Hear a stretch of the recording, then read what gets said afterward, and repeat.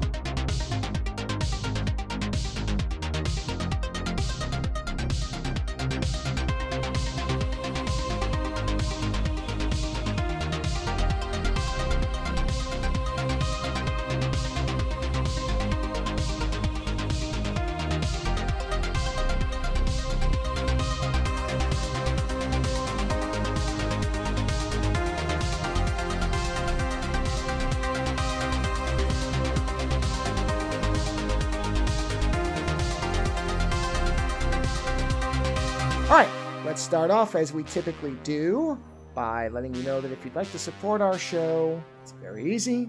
All you have to do is go to supportourshow.com. I think my voice is back to normal. Ooh, I just realized that. It doesn't sound off to me anymore. Does it sound normal now? It sounds like sounds like 95%, 98%. Okay, maybe the headphones are It's honestly off the. I can hear it because we've been doing stuff all through. Well, did you? Yeah. You didn't hear the 5 I did for last week, did you? No, because I didn't. It's definitely better than. No. That probably is the deepest my voice has been ever.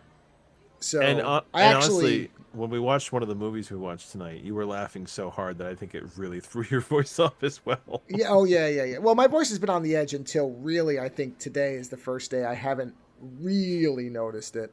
So I think that's the thing and my ears were kind of half plugged up too. So like all of my audio senses, I actually realized that my taste was off. I didn't lose it, but it was off and I didn't realize it. I just thought for a day maybe that the food I ate wasn't as good as I remembered it for some reason or something. And then when I had an atomic fireball, which for some reason I got into for the last month, something I haven't eaten since I was a child because I don't like hot stuff. Atomic fireball, like the candy? Yeah, the candy. For some reason I thought of one. Oh, you had spicy cinnamon and you didn't really taste it. Yes. And so I got a bag of them at the beginning of last month. And I just kind of pop 1 or 2 a day because I think about them. Although I clearly at one point must have had too many because the insides of my cheeks started getting raw, like if you had too many warheads. Yeah, so I used to keep like spicy cinnamon gum in my car, and I ended up chewing it so much that yes, I got that like kind of raw feeling in my mouth. So I've switched to mint. Getting COVID kind of helped me because it made it where I didn't desire to eat them, so my cheeks have healed now, or the insides. Have you heard this thing about chewing gum and how it basically acts, it has like a stimulant effect on you? I didn't believe this and I tested it. So apparently if you're chewing gum, you can't nod off in the car. Yes. I did notice that. I actually, this is a good tip for people who have jobs where you have to watch terribly boring training videos, which I would literally just start to nod off listening to the same safety video and sexual harassment and data security and everything. They're always the same. They're titanically boring because the reality that nobody at a 9-to-5 company wants to acknowledge is the people who are conscientious already know and the people who aren't don't care. So these videos are pointless. They are literally a checkbox for their, I assume, liability insurance. Bad guys are bad guys. Good guys are good guys. I mean, there's one that I actually enjoy. This one. There's one that was done by Kevin Mitnick's cybersecurity outfit before he died. I mean, I think it still exists, but he's dead. And the most hilarious thing, it's about data security or cybersecurity, something, evil hacker people. And they literally have a thing that is purported to be a live chat with a real life hacker. Now, there's so much wrong with the way this thing is presented. that it would be insulting to the intelligence of anybody who actually knows anything about cybersecurity, and yet would make ordinary people who don't think for a second, the perception, this guy is in full lighting, not FBI lighting, he's not backlit, his voice hasn't been changed, he's this young, very handsome 22-year-old sitting there with monitors in the background with matrix code running on them, and he's acting like he's answering questions like he's committed major cyber crimes. And if you just think that through a little bit, it just makes no sense. And the way they present it is, it's hilarious. I actually genuinely enjoy that one because it's like watching a George Carlin special. They never get old for me. The ones I love never get old for me, and they're always funny. This video is always funny because if you think that somebody who's ever committed an actual cybercrime would show their face in something that could easily be recorded where he's admitting to how he did crimes, then you do not understand anything about the world. Unless they're pretty dumb otherwise, and, Well, that happens. No. I don't think it's that. The way it's presented. So the only other scenario that would make sense is like Kevin Mitnick himself is... They often call, he used to call himself the world's most famous hacker, which not necessarily a undisputed fact, but he's certainly one of the more well-known ones. I would say that Captain Crunch is probably the world's most famous hacker because he was one of the first ones, the phone freak.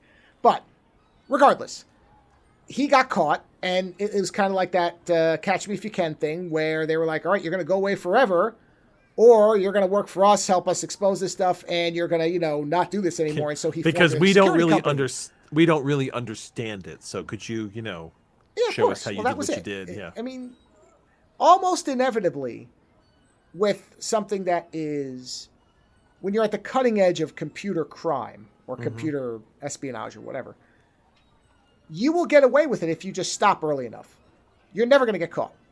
The problem is most people don't stop, because they tend to either think they're smarter than everybody else, which they are at first, but once you start laying a pattern out, No, just easier. Stop there. Most people don't stop. That's not just in computers. That's in fucking everything.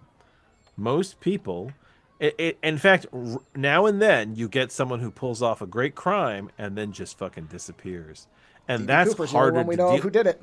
And that becomes harder to deal with than most people, because most people will just, they think it's something that they can just do over and over again. And it's like, the more you do any crime you commit, they will start figuring it out. It's like serial killers. The more of a pattern there is, the more opportunity there is to catch you.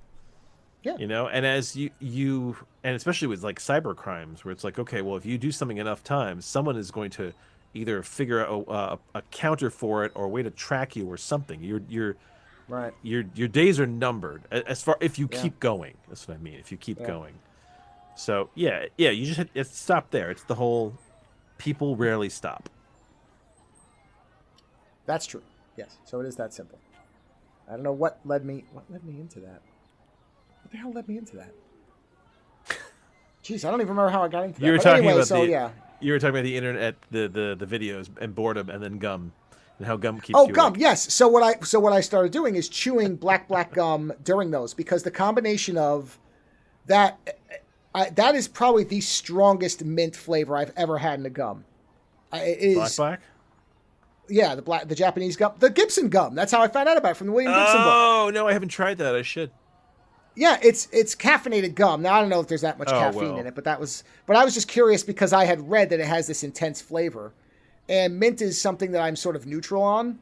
I don't really like it, but I don't dislike it. But it's something where I was just curious. Okay, how minty could it be? It is extremely powerful, and it lasts for a while.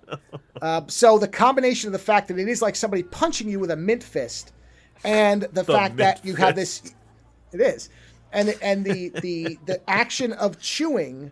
Yeah. It does keep you awake for some reason. And it's so I would like, chew gum during these training videos. I was thinking about it. I wonder if it's like your face is running. It's the whole, there's motion going on. So it's you're right. No, it's exactly your face running from the mint fist. So yeah. Yeah. But yeah, Yeah. I field tested that for a while. I did a lot of the drives, a lot of long drives, and I was using gum, and I was like, yeah, you know what? It makes a It does work. massive difference. I'm not saying that Yeah. you can go days without sleeping and just chew some gum, No. but No. if you find yourself on a very long drive and you start to nod off a little bit, yeah, chew some gum. Yeah. Like, No, I agree. you know, It does. It works. and It's if one of you're and those if you're things. and if you're really worried, you know what? Have a cup of coffee and chew some gum. Also keeps your ears from clogging up on a plane. Chewing gum Yes, has worked for there's me every that. single time. Yeah. So sometimes when people say things, they're actually based on some truth. So But they uh, don't know why it works. That's the weird part about it. Is there is no actual there is no clear explanation for why it works. if I They just had to guess, they just know that it does work. I would guess it's almost certainly entirely a psycho. What's the thing where you psychologically manifest something as a word for Oh, that? psychosomatic. Psychosomatic. I would Yeah. guess it's entirely psychosomatic because most people don't eat when they're asleep or about to fall asleep. I'm not Yeah, going to say maybe. there's nobody, and I would bet No. those people who do that, it doesn't work. But for most people, you are pretty much wide awake because you're anticipating food. I've Most watched people are I've watched excited. my kids fall asleep while eating, so yeah, it's something that you grow out of, I think, as you get older. That's not, well, yes, I was going to say it's. So the interesting test would be: does gum work on your kids, or will they fall asleep with the gum in their mouth? Oh no, So, not now, but like when they were babies. yeah, yeah. Yeah. Oh, okay. I was going to say, Yeah. hey, Not I don't know how long now. stuff lasts, man. My teens don't fall I, asleep mid dinner, that'd be I, scary. I make no judgments. I make no judgments. Some programming notes. I have Ooh. actually a bunch, I think. Let's see. So I was just on Heartbeat Hero Radio's live radio show, which is over on his Twitch channel. If you want to see me lose at trivia once again, because I'm so good at that, I will be on there in October. I believe it's October 4th, but I'll get the date for that. For the Halloween show, and I will be in makeup. I believe I'm going to go with some kind of neon skull thing because I don't want to do a whole outfit, so I'm just going to have my wife paint my face up. But I'll be doing that. And then I'll be back with Doug Bielmeyer for trivia in November, but I don't know that. Do I have the date of that one? Yes, he's going to interview Doug because he found out about Doug through me. And then we will be doing the trivia, so we will be going against each other, which I think is going to be a fucking blast. I have the date for that? Whatever. I'll look it up. It depends on the type of music. Oh, no. Well, the trivia is not just music. The trivia is all over the place. Okay. You pick it. Yeah. My gimmick now is I just keep picking Batman no matter what because I'm like, fuck it. I will never pick anything but Batman now until he runs out of questions because why not? Because I have to have some stupid ass gimmick and that's mine. I will also, let's see, Doug and I are going to be doing a set of David Lynch films. I'll get dates for those. And then I will be interviewing Robin Ogden, who does the ending theme music for the show, and also the theme music for the late nights. He has a new album coming out called Shards. Hold on. Let me get his album name right. But I haven't had him on in quite a while. And, God, no, Ogre Sounds music. God, you put Ogre Sounds and it just comes up with sound effects, which I guess makes sense. But his new one is called, where's his Bandcamp thing? Because it will, Shards. Shards. Is that what I said? Did I say Shards? Yes. I think I did. Yes, I did. So Shards is going to be coming out in September 29th. So end of the month. And I will do the interview with him at the end of the month. And so that will be out probably first one of October or somewhere in there. But is there anything else? Oh, well, that one's not for sure yet. So, no, that's it. That's everything as far as I know. And Lando and I did an interview. I don't know. Did I mention this? God, I can't remember anything. Did I mention that we were on? Okay, I did. All right. Okay, all right. Then that's it. That's all I have for the programming notes. Yes, I'm good. So, right? Yeah, that's it. I don't have any programming notes. Yeah. Yeah. Oh well, I didn't think you did. So I never do. Did you have? You said you didn't have anything, right? I was gonna. Yeah. I finished. I just mentioned briefly. I finished Star Trek under Lower Decks. We don't mention anything briefly. Go on. Yeah, I know. Well, no, it's brief because I don't want to review the whole fucking show. I just want to say that I finished the last season, and I have to say that I really enjoyed it. I thought it was an interesting way to end it. You've seen it all, right? Lower Decks? Yeah.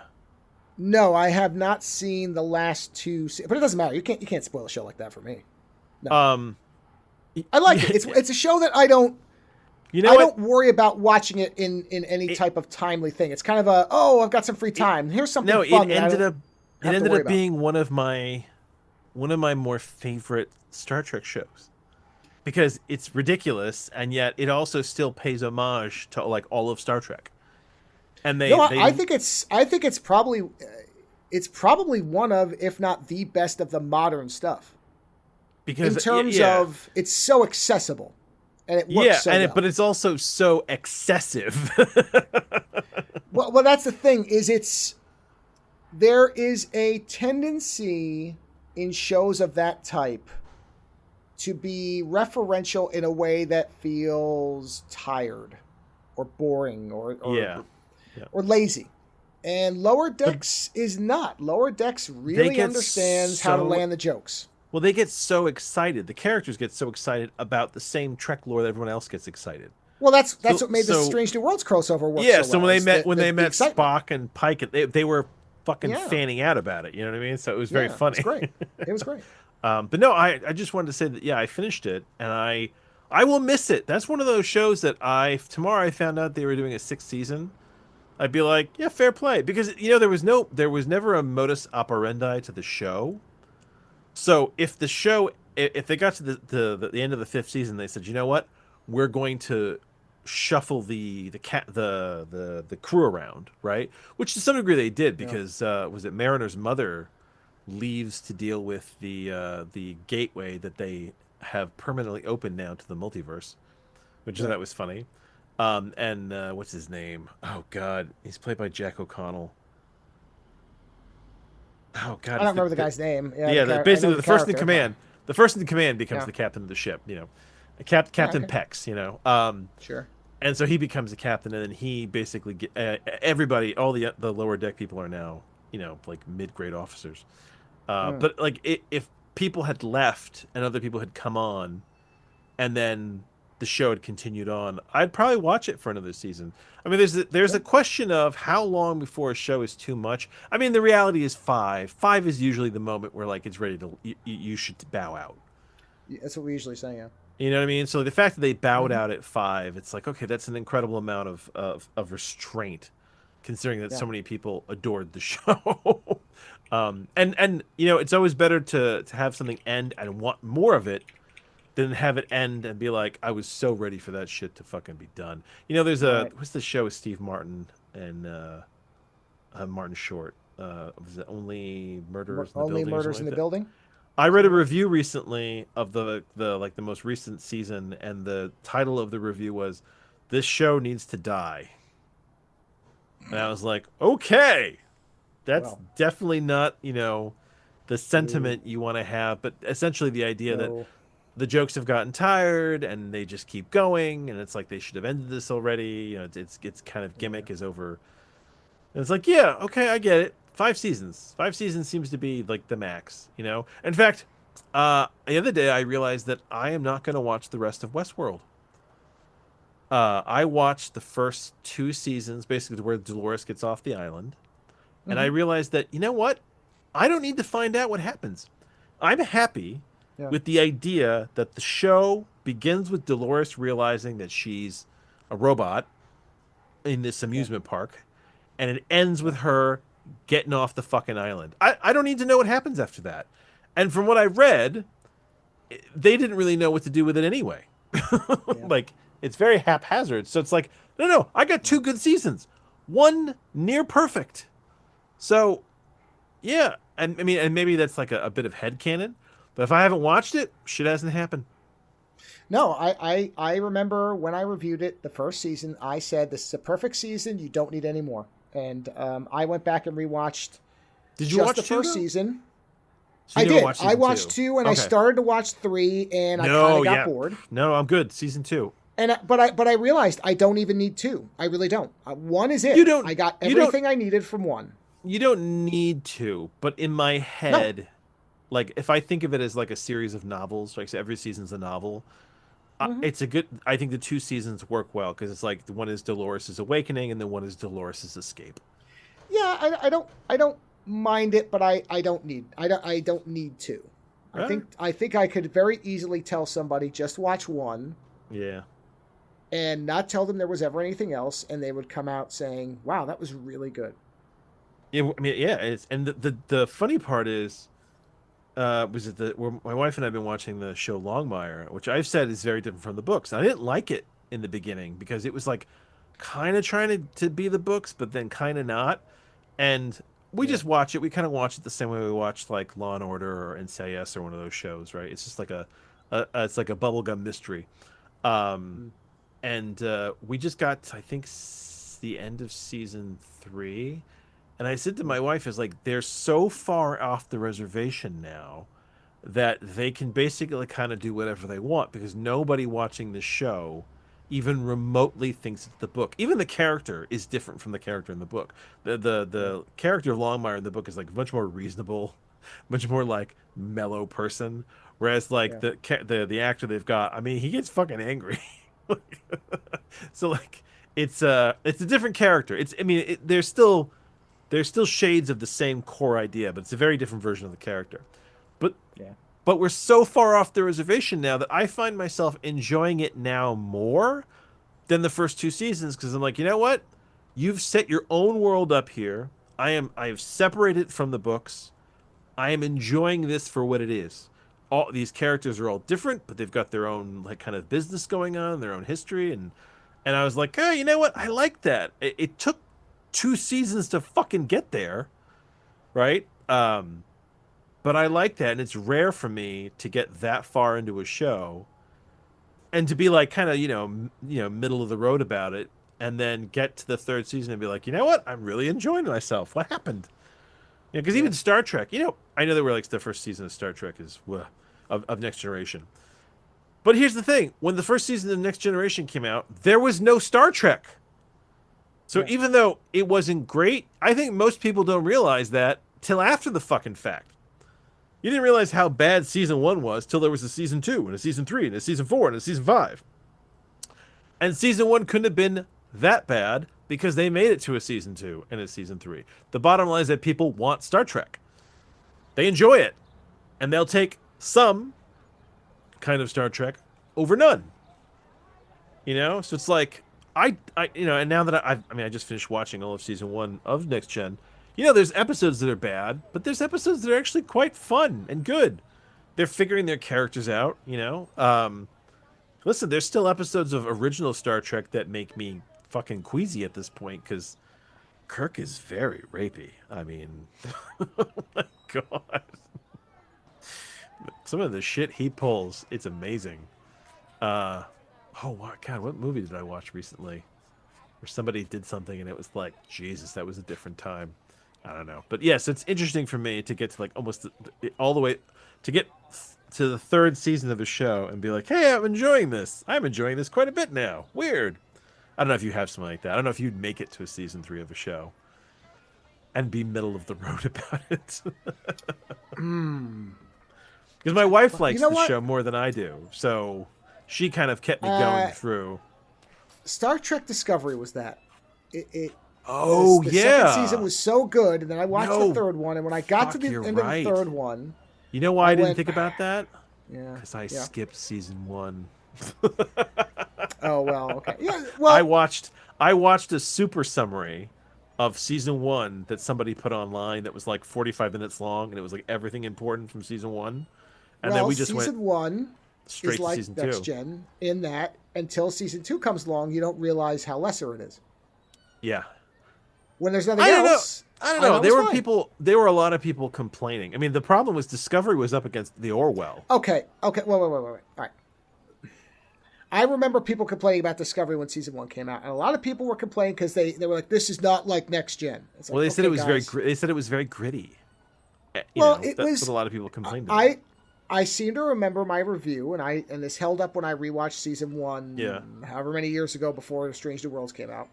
Is it was attempting to blend the J.J. Abrams movies with kind of the first contact version of Next Gen. They were trying to have it be, they wanted some characters who were quippy and kind of, whimsical. Yeah. And then they also wanted to have that kind of action-y version that people responded to when the first Star Trek reboot, when 09 came out. Season 2 was better.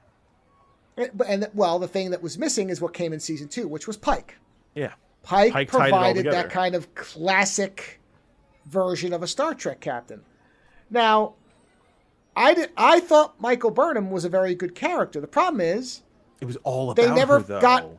That's the thing. They never got over her being the literal center of the universe. And they never figured out, and again, Discovery had the same season-long arc virus that most streaming shows do now, where it can't possibly be that this episode doesn't connect to something bigger, the Doctor Who Red Wolf problem, or Bad Wolf problem, all of them. They all do it. They all have to have this giant thing now. Strange New Worlds has handled it well in that there are bigger things, but there's also very small things that get forgotten immediately, and that's fine. Well, they have their Ren Fair episodes, where like hey, the whole ship is turned to a Ren Fair, Discovery never did that. Discovery was always big, epic, super galaxy universe, all life everywhere ending threat. There was never a musical episode, no. No, and when the second season came in, like the Pike episodes, some of those were bottle episodes, and that's what I think people really responded to, and that's why they said, okay, we can make a show of this. Because people want that. Yeah. You can have bigger storylines, but you can have smaller ones. You are 100% correct. Yes, Discovery is an example of a show that gets better later on. Yeah. But then after Pike leaves... It's too bad because I liked Burnham, and I just feel like they screwed the character by making her too central. Yeah, the thing is, I even liked... I liked the crew. Like, what's the actress who became the engineer? She's a stand-up comedian. She's really deadpan. Oh, Tig Notaro or something? Is it Tig Notaro? Yeah. I don't like her comedy. I find it like kind of too dry for me. No, but she was great as a Rye Scotty. Yeah, I loved her as the engineer. And the thing is, like, I would have watched another season with Pike on that ship. Or if Pike had taken some of those people with him. It's the fact that they were like, we have to make a clean break here, and they sent them all to the fucking future. And you know what? Yeah. I found that like Pike went one way and Discovery went the other way, and I was like, Pike is the direction I'm going here, guys. It's like I don't. Oh yeah, and I didn't read any reviews that like tickled me enough to be like, I'm gonna go to the future with the Discovery. Yeah.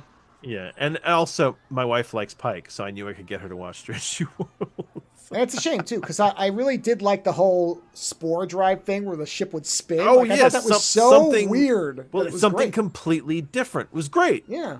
It's just that they should have made it about the crew of the ship, not just Burnham. And I didn't even have the problem that a lot of the hardcore Trek people did, where they were like, wait a minute, how could a spore drive ship exist and we'd never heard? Who cares? Because it's fucking classified. Or, I didn't even think they need to do that. No, that's all they had to do. It was classified. Nobody knew about that fucking ship. Pike and Spock aren't even allowed to talk about it. Remember to me, that is stupider to me than just either ignoring that criticism, which I think is invalid. Because if you're going to start on that, don't watch anything. I ignore it as well. Here's the easiest way. Yeah. Here's the simplest way. It fails. It just fails. At the end of the series, they realize it's not going to last. The engine cannot take the stress. It fails. Do you remember planes that failed? Not most of them. No, cars? No. They kind of did, though, because in the end, they just took it to the future, and nobody else had the information to do it. Because the guy who was the specialist went to the future with it.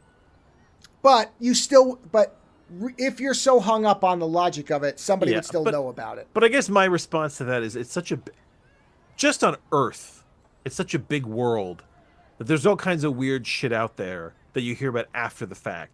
I mean, let's talk about all this shit that Tesla invented that never went anywhere. That when you hear about it, you're like, oh my God, that's really cool. Tesla invented Wi-Fi before Wi-Fi. And you're like, not in any way that you actually think. Like, it's different. I mean, the scientific progress in general gave them the perfect out for that, which was to just say that, it worked for a couple of years, and then we realized it had a fatal flaw and it would never be good for long-term exploration, which is what we need to have. Yeah, it was an experimental ship, period. Yeah, so then people would know about it, but why would you ever bring it up if it was a failure? Yeah. Who comes around and says, "Oh boy, you remember that great car that couldn't get more than 2 miles to the gallon"? I stand by the fact that it was classified. The whole thing is classified. And listen, there's plenty of shit that happens in the world where a bunch of people are set. You know, the oh god, was it the Ghost Squad in World War II, right? Those guys weren't allowed to talk about what they'd been doing in World War II until like the 80s when it got declassified. Yeah. Well, sure. So it's like, okay, yeah. Yeah. You can't talk about it. It's classified. And the thing we forget is that people in Starfleet would still know about it. Starfleet is a military organization. It has a military it's set up in a military way. So people follow orders, and people can go to the brig and can disappear when that's very Section 31, isn't it? It is. There's a movie I'll never watch, Section 31. Oh, absolutely right. I think that's another hammer. That's another nail in the coffin of Discovery, though, is the fact that it spawned Strange New Worlds, but then it also spawned Section 31, the movie. I don't hold that against the show. No, but it's funny, like the things that have come off of it. Listen, I appreciate Discovery. I liked season 2. I enjoyed it quite a bit, and when I was debating whether to watch Stranger Worlds with my kids, I did debate going back to Discovery, but I don't think my kids would get through season 1 of Discovery. Yeah, like Pike is the show for them. I mean, not Stranger Worlds, because there's they've made it about the ship, but Pike is the thing that kind of gets a lot of people in because he's very accessible. Well, I told you I don't think you need it. No, I think it works perfectly. I would tell people to watch the original Star Trek episode before I tell them to watch Discovery season 2. Oh, I'd say just go back and watch the Pike episode. Yeah. Watch the Menagerie. Yep. Yeah. I mean, the biggest problem with the Menagerie is that it's in black and white, and a lot of young people can't handle black and white, so that's your biggest obstacle there. But I know. If you want to say, hey, this is really where your favorite character came from, that might overcome that. And it's honestly, you're talking about 40 minutes, not like only if you're interested in the history of it. There's plenty of people who don't give a shit. Yeah. But I also feel like it's, well, yeah, you're right. It only matters if you care about the history of it. Listen, I like that old There's episode. plenty of movies that we watch that I acknowledge the fact that you've got to be somebody who's interested in kind of the history of cinema to want to watch it. Yeah. Yeah. So, but that's it. I just wanted to talk about Lower Decks. There you go. You got a weird movie for us tonight, don't you? I do. Yes. As I said in my 5, for some bizarre reason, in what was the worst, in what was ended up being the worst day of COVID, which in fairness was never that bad, but it was the day where I felt I had the part of illness, typical illness, where just moving is an effort. It doesn't necessarily hurt. It's just taking all your energy to swing your legs out of the bed type of thing, which is, to me, that's one of the worst feelings there is just not having no energy. I don't like having no energy when there's not a tangible reason. I know I was sick, but there's that thing where if you don't feel bad otherwise, you just like every movement is just like, ugh. It was that day. That was the worst day, was where I had that combined with, what was the other thing I had at that point? Oh, my throat was sore because I was starting to get stuffed up. So I was clearly breathing with my mouth open. So my throat dried out like a goddamn fall leaf that has been blasted by the sun for the whole entire day. That crunkly leaf thing when it hits the ground. That's what my throat felt like. So it wasn't actually a sore throat. It was a throat that was sore because of all the air that was just getting pumped through it with no nasal exhaust port. So anyway, that was probably the sickest I was. And for whatever reason, I decided to watch the newest Cronenberg film, The Shrouds. And it's not like any Cronenberg films are... can you think of one that's a happy film? I can't. So no, they're not light. They're never light and fluffy. No, and I knew that this one had been made in the wake of his wife's death. So he had been with his wife for 43 years. Yeah, extra not fluffy. You're right. and she had gotten some form, I believe it was cancer. I didn't look up the specifics on it because that always feels creepy to me. I don't need to know all the details. I know she was sick. I know she died. And he did this movie, wrote it, put it together after that. And watching it, it is clearly the most personal. And for me, I think it is absolutely the one that feels like Cronenberg is the most in. Up to and including the fact that the lead character is made to look like him. Vincent Cassel has his hairdo. Looks like him in the movie. What's the title of the movie? So this is the absolute... The Shrouds. Like the Shroud of Turin. The Shrouds. Yeah, look at the picture of Vincent Cassel and then look at a modern picture of David Cronenberg. Oh my God. Yes. This is... He look... yeah, you're not kidding. Yes. He looks a lot like him. It's not a subtle nod to the author type of thing. Holy it's like, shit. No, he looks just like him to some degree. Just like him. Right? So in fact, the film... if you go to the IMDb, there's like a picture of Vincent Cassel in the trailer, and it's right above a picture of Cronenberg at like and they look the same. They look very fucking similar. Yes. Wow. No, that's what I'm saying is often stories are the lead character is in fact the author's substitute. This is literally visually the author's substitute on top of the fact that it's a Cronenberg film. So the first shot of the movie is Cassel looking at his dead wife's body and screaming. That's the first thing in the movie. So I'm like, oh boy, I know what this is going to be. And that's exactly what it was. This is Cronenberg's, I've not seen any interviews with him about it, but I have to infer that this was his way of working through what he was going through. And this is, because this movie feels less like a movie and more like an assemblage of different moments and breakdowns and different things that he had to conjure into these images. Because the story is there is a story, but it's not really even important. It's all about these kind of sequences that happen. And they're all coherent. It feels like one movie. I'm not saying it's like different episodes that feel like different film movies, but it's very clear that the individual scenes are what matters, not the arc of the story. So, Vincent Cassel, the character's name is Karsh. Who plays his wife? Is it Diane Kruger? Yes, she plays the wife and sister-in-law, which will come. She plays them both? Yes. Oh, that's she plays weird. them both. Okay. They're basically. I don't remember if they say they're twins. No, they do. No, because she says something about I look exactly like my sister. So yeah. So yes, she plays both roles, which is in the movie. It doesn't. They make her look distinct because the sister has short hair and is alive, and the wife is dead and becomes progressively scarred, missing parts, and has very long hair, and they light her very differently. So it's you almost wouldn't realize for a while unless you knew that that's what was going on, or unless you know Diane Kruger very well. Which I didn't know her face enough. Viggo Mortensen was supposed he turned to it down. Karsh. Yeah, a number of people did not. Sounds like a enter heavy this movie. I have a feeling that they did not want to be, that this was material that would probably be very difficult for them. And my immediate caution before I go any further with this, I said this in the 5, I'm going to say it here again. If you are in the middle of anything with somebody who's ill, have just lost somebody, don't watch this. Don't watch this. It is an extraordinarily frank film about the effect of illness and what it physically and psychically does to people.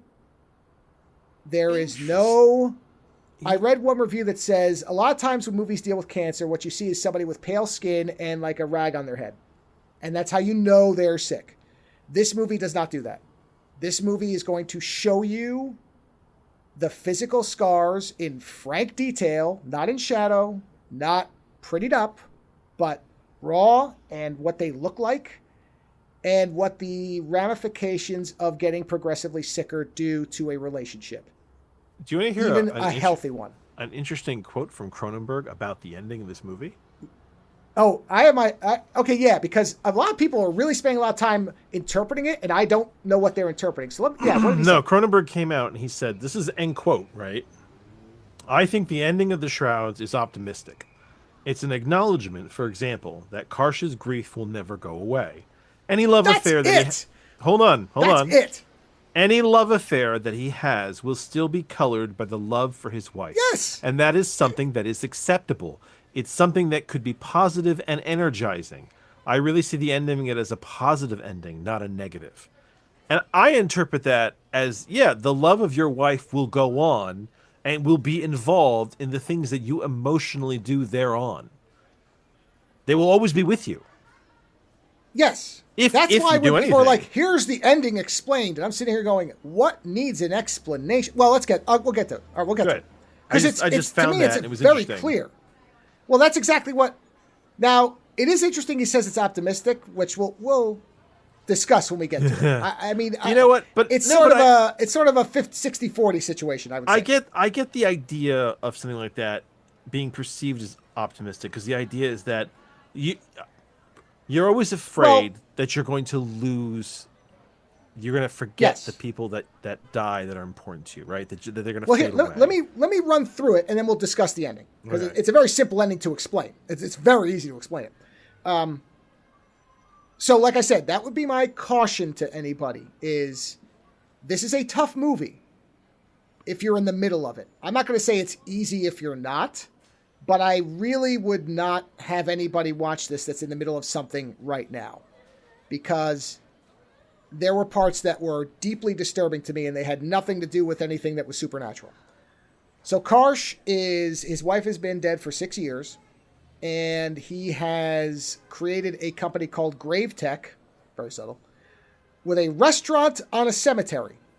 And the restaurant there's a shroud, these shrouds, the thing that the title is. The bodies are wrapped in shrouds, which are covered in cameras and 3D sensing imagery and all the rest of it. And so each of the burial plots has a headstone with cameras on it that link to an app. And with that app, you get a real-time 3D view of the body as it decays. And you can zoom in, you can rotate. Like, that's what the app is for, is to kind of manipulate the image. He takes a date to see one, and she is understandably horrified by it. But he explains, he's like, no, this comforts me. This is how I can be okay with her being dead, is to be able to see her like this and imagine I'm in there with her. And I'm like, woof, boy, that on a first date is ballsy. But soon after, Wait. He's on a date when he's explaining. yeah. This? So somebody sets him up, and they go to the restaurant, and she's like, oh, this is a very interesting restaurant. He's like, yeah, I own it. And she's like, you do? He's like, yeah, I run this company, and I have I run the graveyard too, and we have this thing called Grave Tech. He's like, my wife, and she says something like, oh, he's like, yeah, well, my wife is buried here, and she says, really? He's like, yeah, would you like to go see her? And then they walk out from the restaurant where they just ate, 15 feet down to where this thing is. That is a hell of a first date. Yes. Oh yeah, and you see as he's zooming in, her face just like starts to fall apart because she is so horrified by what is happening. And he just doesn't see it. Because a lot of people have said it's weird that he doesn't react to anything. It's like, well, because this isn't abnormal to him. There's nothing that's happening that's all that unusual. He's been in it for so long that it feels like, right. Yeah. And so, obviously, that date goes badly. And then shortly thereafter, he talks to the sister-in-law. And the sister-in-law, says, they're just talking about stuff casually. And date goes poorly. Date goes poorly. No sex in the cemetery? No. Although, well, we'll get to the sex stuff that does happen. So then there's a vandalism of the site, and not all the headstones, but many are broken, including the one of his wife. And he calls in his tech guy, who is played by Guy Pearce, who is a very weird character. He's very kind of twitchy and paranoid. I mean, just like your classic kind of. I can't even think of a character to compare him to, but there's been others like him. And they're trying to figure out who broke in. Was it eco-terrorists? Was it somebody trying to sabotage the company? All this stuff, and that is technically the plot of the movie in the background. But what really we start getting to see is we start seeing flashbacks to when the wife was sick. And so she starts off, and it's very interesting because almost always she and Karsh are completely nude. You always see them and they're completely naked. And it's often in the frame of their bedroom, and she's, she'll be there and they're talking, and then she'll leave and she'll come back. And there's a point where, and this is what I was telling you about, where she's wearing a collar that looks like a bomb collar, but it's a medical collar so that they can monitor things, and it has like a little med alert button on it for emergencies type of thing. And it kind of beeps her, and her doctor says, "Hey, we need you to come in. We got to take your left breast." And so she's like, "All right, I'm going to leave. I'll be back shortly." And she leaves. In the nude. Doesn't get dressed, just leaves. And then we cut back to the present. And he meets with Maury, who's the Guy Pearce character. And Maury's like, "Hey, have you seen my ex?" And his ex is the sister. He's like, "Yeah, I talked to her the other day because I wanted her to look at these images of her sister's body because there's some kind of growths on them, and I don't know what they are." And the sister, when he met with her, jumped to, they look like tracking devices. And he's like, "What?" And apparently she's big into conspiracy theories, which we will find out later make her sexually aroused. Yep. Oh, man. Cronenberg. He's still Cronenberg. Yeah. I love it. He ain't lost a fucking beat. So we don't find that out yet, but she immediately jumps to this, and Karsh is like, "That's kind of nuts, isn't it? Isn't it more possible there's some kind of strange growths or something? I mean, or a problem with the imaging software?" And she's like, "Well, they look like trackers to me." And so he's talking to Maury, and Maury says, "Have you seen Terry, the sister-in-law?" He's like, "Yeah, I talked to her because I wanted her to look at these things because, she was a doctor and gave that up to become a dog groomer. She was a vet and then became a dog groomer because she said she was happier just dealing with the dogs and not the people so much," which again, Cronenberg. And so Maury's like, "Oh, just out of curiosity, did you fuck her?" He's like, "What? No." He's like, "It's okay if you did. I'm just curious." To be fair, it's a sound question. If she's almost an identical twin to your dead wife. Yes. I mean, But what he tells Maury is that the wife specifically said, "When I'm gone, stay away from my sister." Oh, so interesting. Okay. because she had the same thought you did, which is, the natural, right. Yeah, he's like, "So looks like me." No. Yeah, exactly. So Maury's like, "All right, okay. And Maury's like, "Well, wait a minute, I didn't install some of the new stuff, but when this happened," he's like, "Yeah, I had some other people do it because they were redoing other things." He's like, "What? My work wasn't good enough?" He's like, "No, it wasn't that, Maury. It was just that it was a package deal. It's not. Don't be paranoid." But of course, Maury seems like a lunatic. So then we get another flashback. Wife comes back from that procedure the next day. Walks in the room, again, in the bedroom, completely nude. Karsh is completely nude. I just say these so you get the understanding of what we're seeing. And she's missing the left breast and her left arm past the elbow. He says, "I thought they just needed the breast." And she says, "Yeah, well, they found something." There isn't... Is it, like, all closed up already? Well, it's stapled. I mean, but it looks like they just did it. Okay. It looks like she walked right out of the hospital like that. You know what I mean? It's not healed over or anything. She still has the staples, right? So, and they also had to take. Oh my God! I just found the scene. Watch it. Watch it. I found it's the still. I found the still. Oh, okay. Yeah, you see what I'm saying? Yeah, I see. Yeah. Right. So, is what I'm saying is there's no cover up of what's going on. This is what I mean about you're going to see exactly what the results are.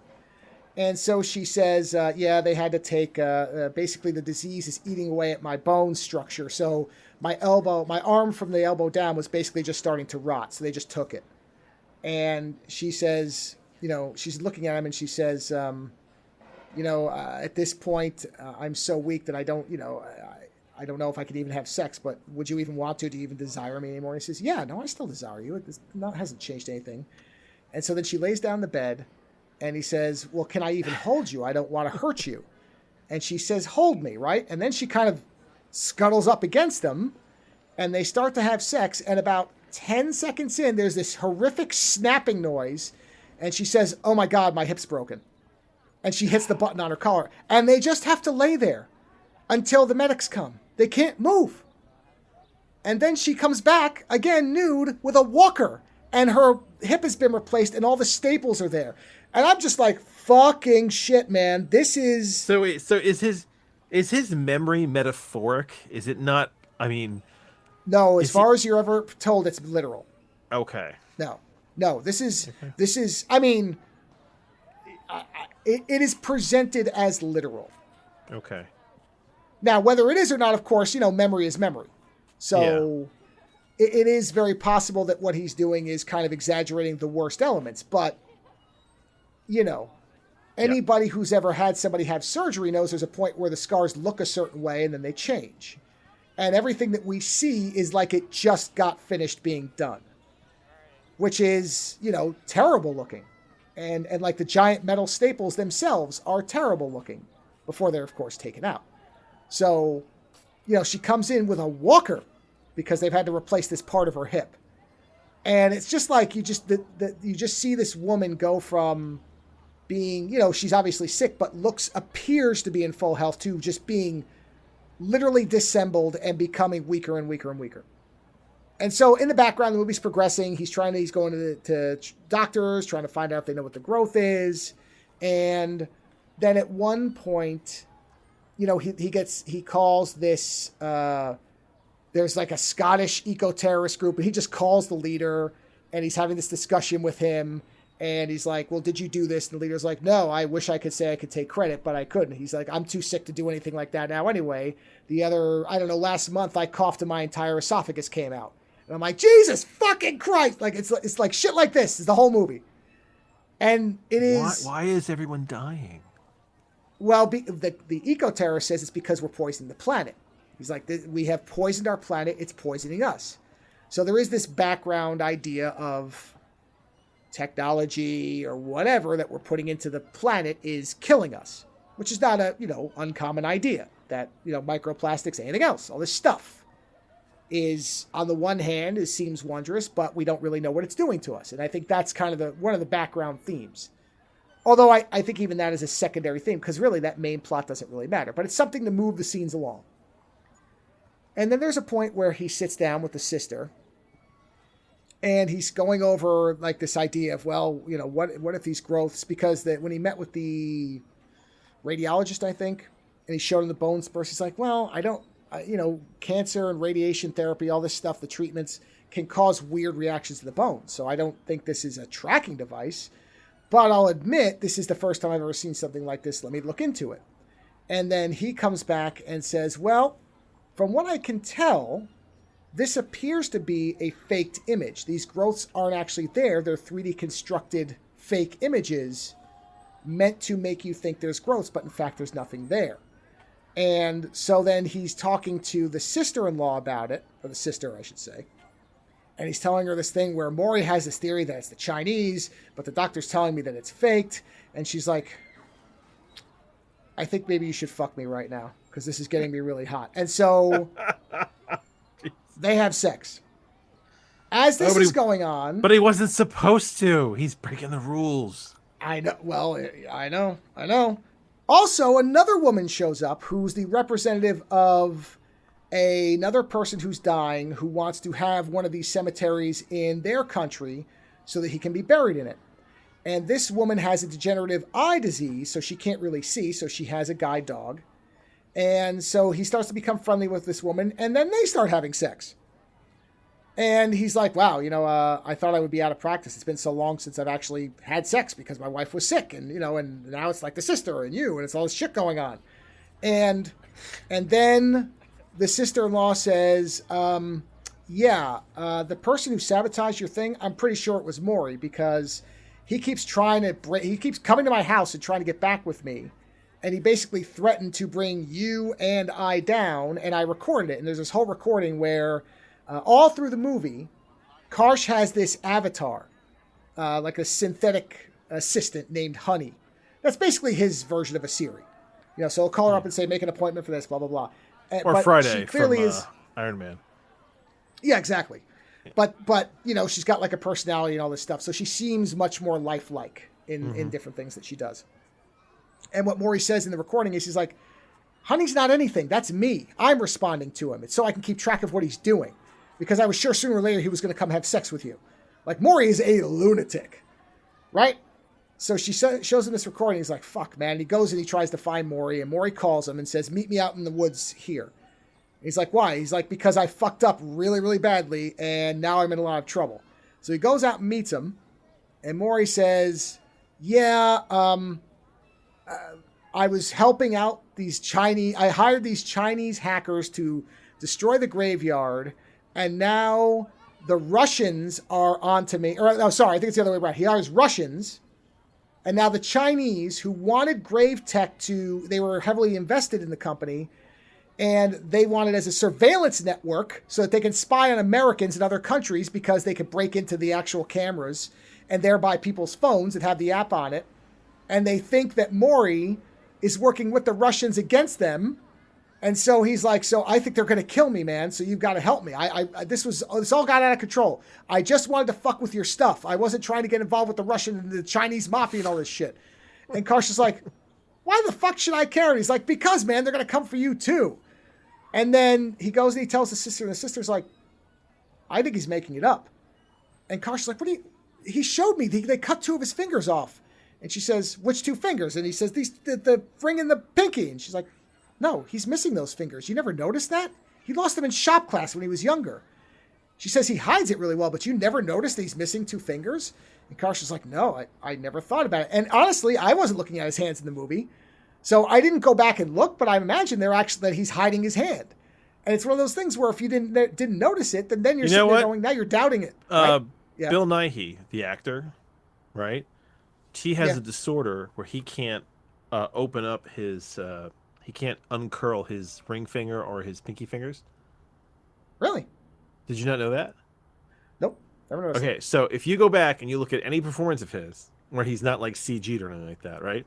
Yeah. He does this thing where like he goes to point at people or he like does gestures with his hand. Is and he looks holding like a pen or something? And it looks like he's doing some kind of cool gesture, like where it's like he just has like the 3 fingers, like a gun pointing at you type of thing. Or like, something. He can't open those fingers. He has I don't know if it's genetic or if it's a tendon or something he had, but he can't open those fingers. And the thing is, until you find out about that, you never see it. I never saw it. You know that James Doohan, Scotty from the originals, is missing. He's missing one of the prominent fingers, I believe, on his right hand. Now I know that, and I have not caught one shot where it was obvious. Man, no, I never. I've kept an eye out. He's He's missing a whole finger. Yeah, he got blown off in World War II. Yeah. Oh, geez, no, I never noticed that. So you really don't know. You really don't know what it is you're trying to see. His right middle finger, so not even like the pinky. Oh, so he can't give the finger, that poor bastard. Well, not for the right one. By the way, I don't know if I've told this story on the show before, but where he got his finger blown off, he was hit by friendly fire from a fairly large caliber light machine gun. He got hit 4 times in the leg. He took the finger blown off and one in his chest. And the only reason that he didn't die is the one in the chest got stopped by a cigarette case that his brother gave him. Wow. It hit the fucking cigarette case. Shit you'd see in a movie saved James Doohan's life. So, but yeah, I watched when Doug and I did the Star Trek movies. I was watching for it. I was like, where is it? Where is it? And I mean, there's shots where they're in shadow or he's got his arm down. He's very good at hiding it. And that's the thing. It's also if on top of that, if you aren't looking, then you'd never notice. Right. So yeah. So now we're at the end of the movie, and basically, Karsh's like, okay, well, whatever the hell's going on here, I think maybe I need to get the hell out of here. And the blind woman's like, well, I own her husband's very wealthy. And I was never clear on whether the husband had died yet or not, but I guess it didn't really matter at this point. He was so sick he couldn't do anything anyway. And so she says, well, I have a house in this island. We can just go there and we can run everything from there. And so he's like, all right, yeah, let's go. Oh, so is he dating the blind woman at this point? Well, no. They're having sex and they like each other. So he's with someone. Well, he was kind of floating between the sister and this woman, but he kind of decided this woman was maybe the more stable option. Probably correct. And so he goes with her, and they're on the plane on the way to the island, and he turns to look at her, and this woman is a very dark-haired Asian woman, so very different looking than his wife. Yep. So he turns and he looks at her, and she says, "Don't worry, Kirsch. Kirsch, we have each other." And she's still the Asian woman, but now she's naked, missing the left breast and missing the arm below the thing, and she has the scar on the hip. Oh, so And he does care about her. Yeah. Yeah, that's the way I read that. Is that basically he looks at her and he has emotion for her, genuine emotion. Yes. Right. Interesting. And so that's what, and that to me, I'm like, I don't know why I need that ending explained. That's very clear to me. And so when these people are like, the ending explained, I'm like, what do you need explained? If you watch this movie all the way to the end, then surely you must have picked up what was going on here. Yeah. But I guess there are people who really watch this movie and think the plot is the important point. And it's not. It is not what's important. Period. Honestly, it sounds like the point is his ability to move on. Yeah, because he has found somebody new he cares about, but he sees the wife there. The wife is there. Yeah, and that comment by Cronenberg makes sense, which is that that love for his wife will always be present as an aspect of his ability to love. Yeah. Yeah, it makes sense. It's a phenomenally good movie that I would recommend almost nobody watch. It's just so heavy. It is. I have skipped over a lot, and I mean the visuals, because that's the thing about Cronenberg is he doesn't soft coat anything. The hip breaking scene is a heartbreakingly awful scene, because I'm not going to say I think this happened to him, but I imagine something like this happened. You described this movie very, very briefly the other night that you were going to review it. You gave me a very quick. And I immediately remembered an article, I'm pretty sure I read it on the New York Times, which was about a writer, and he was talking about his wife and how she died of cancer and the whole process, essentially, of what they went through. They had like an adolescent daughter, I think, and basically like the process of watching his wife physically waste away. And it was essentially what cancer does to you over the long term, right? And reading that article felt very similar to what you were describing this movie to be. Not fucked up like he wanted to watch her, slowly fall apart in the grave, but more in the sense of, that terrible sort of descent where to some degree the person wants to be there with you, but they also seem to be unable to physically, they can't be there anymore. Like they're physically being taken away. Yeah. So no, that sounds. I'm sure it's exceptionally well done, but that sounds fucking heavy as hell. Yeah. Because I've seen reviews where like, oh well, I think the better version of this is The Fly. What? What? Well, no. I understand somewhat that sentiment in that The Fly, when you get to the end, is a very, very emotional. Like when he puts the gun to his own head and she has to blow his head off. Yes, he's a giant fly, but if you look past that, that's a fucking. That's like somebody who says, "All right, I'm in too much pain. Give me the pills." Right? That's what you can look at it that way. Yeah. And so I think that's what they meant. But I'm like, okay, yeah, but that's a science fiction movie about a guy who transposes to a fly. So. It's not the becoming a fly is a metaphor. Yeah. Yes. Whereas everything in this movie is pretty much feasible. You could build an in-coffin camera system that would do what this does and display it on a screen. You could do all this stuff. And there are people who would probably want that app. Yeah. Well, the thing is, it's not like he only built it for himself. He had customers and he had waiting lists for more. So obviously the idea is that people would want this. Yeah. So that's the thing. The Fly is a little harder to anchor into, right? Like, I get it. Yes, it is terrible. But at the end, she's blowing the head off of a giant mutated fly man. There is no fly man. There's nothing that is, nothing appears to be so futuristic you can't believe it. Yeah. At all. So that's what makes this. And so you never find out if Guy Pearce is talking a lot of shit at the end. Yeah, because it doesn't matter. No. Oh, wow. So you never find out. Karsh just checks the fuck out of it all. He just leaves. He says, yeah, I'm not dealing with this anymore. Yeah. Good for him. So I don't know whether there was nothing that told me for sure. And honestly, I realized fairly quickly that it wasn't going to matter. Once the flashback started happening, I went, okay, I know what this movie's actually about. Yeah, this is about where is Karsh going to end up. The only scene that gave me real pause, though, is there was a point where he puts on one of the shrouds, the cyber shrouds, and I went, oh man, where is this going?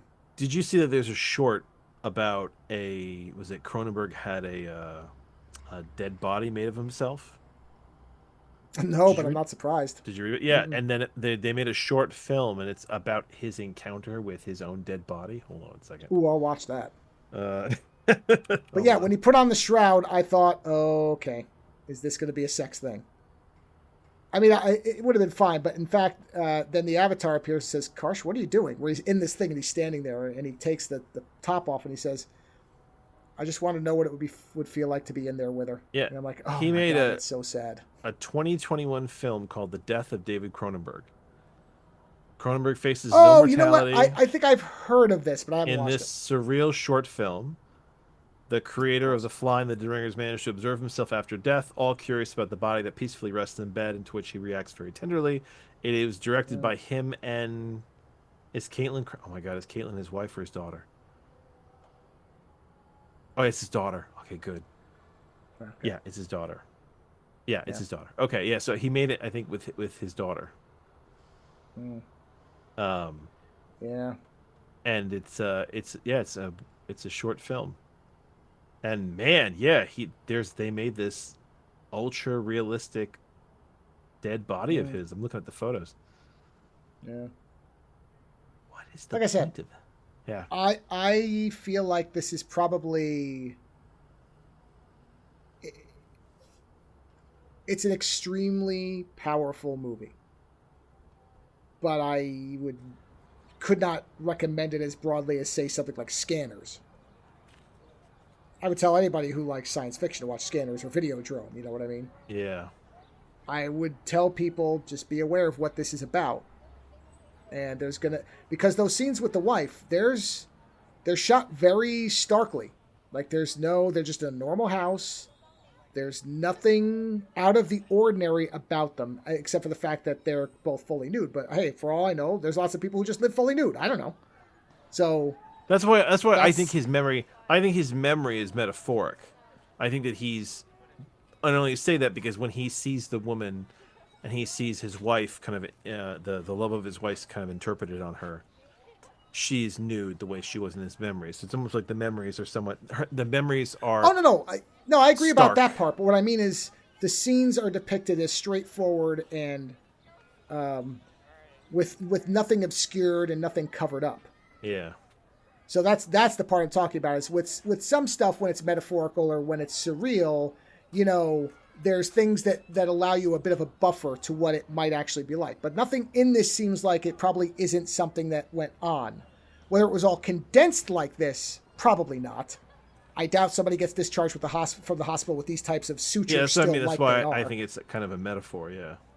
Yeah, but on the other hand, people are sent home with sutures that look really bad for a while. So it's also not impossible. Dude. That I know from direct experience. You can come home with David stuff Cronenberg that looks really bad.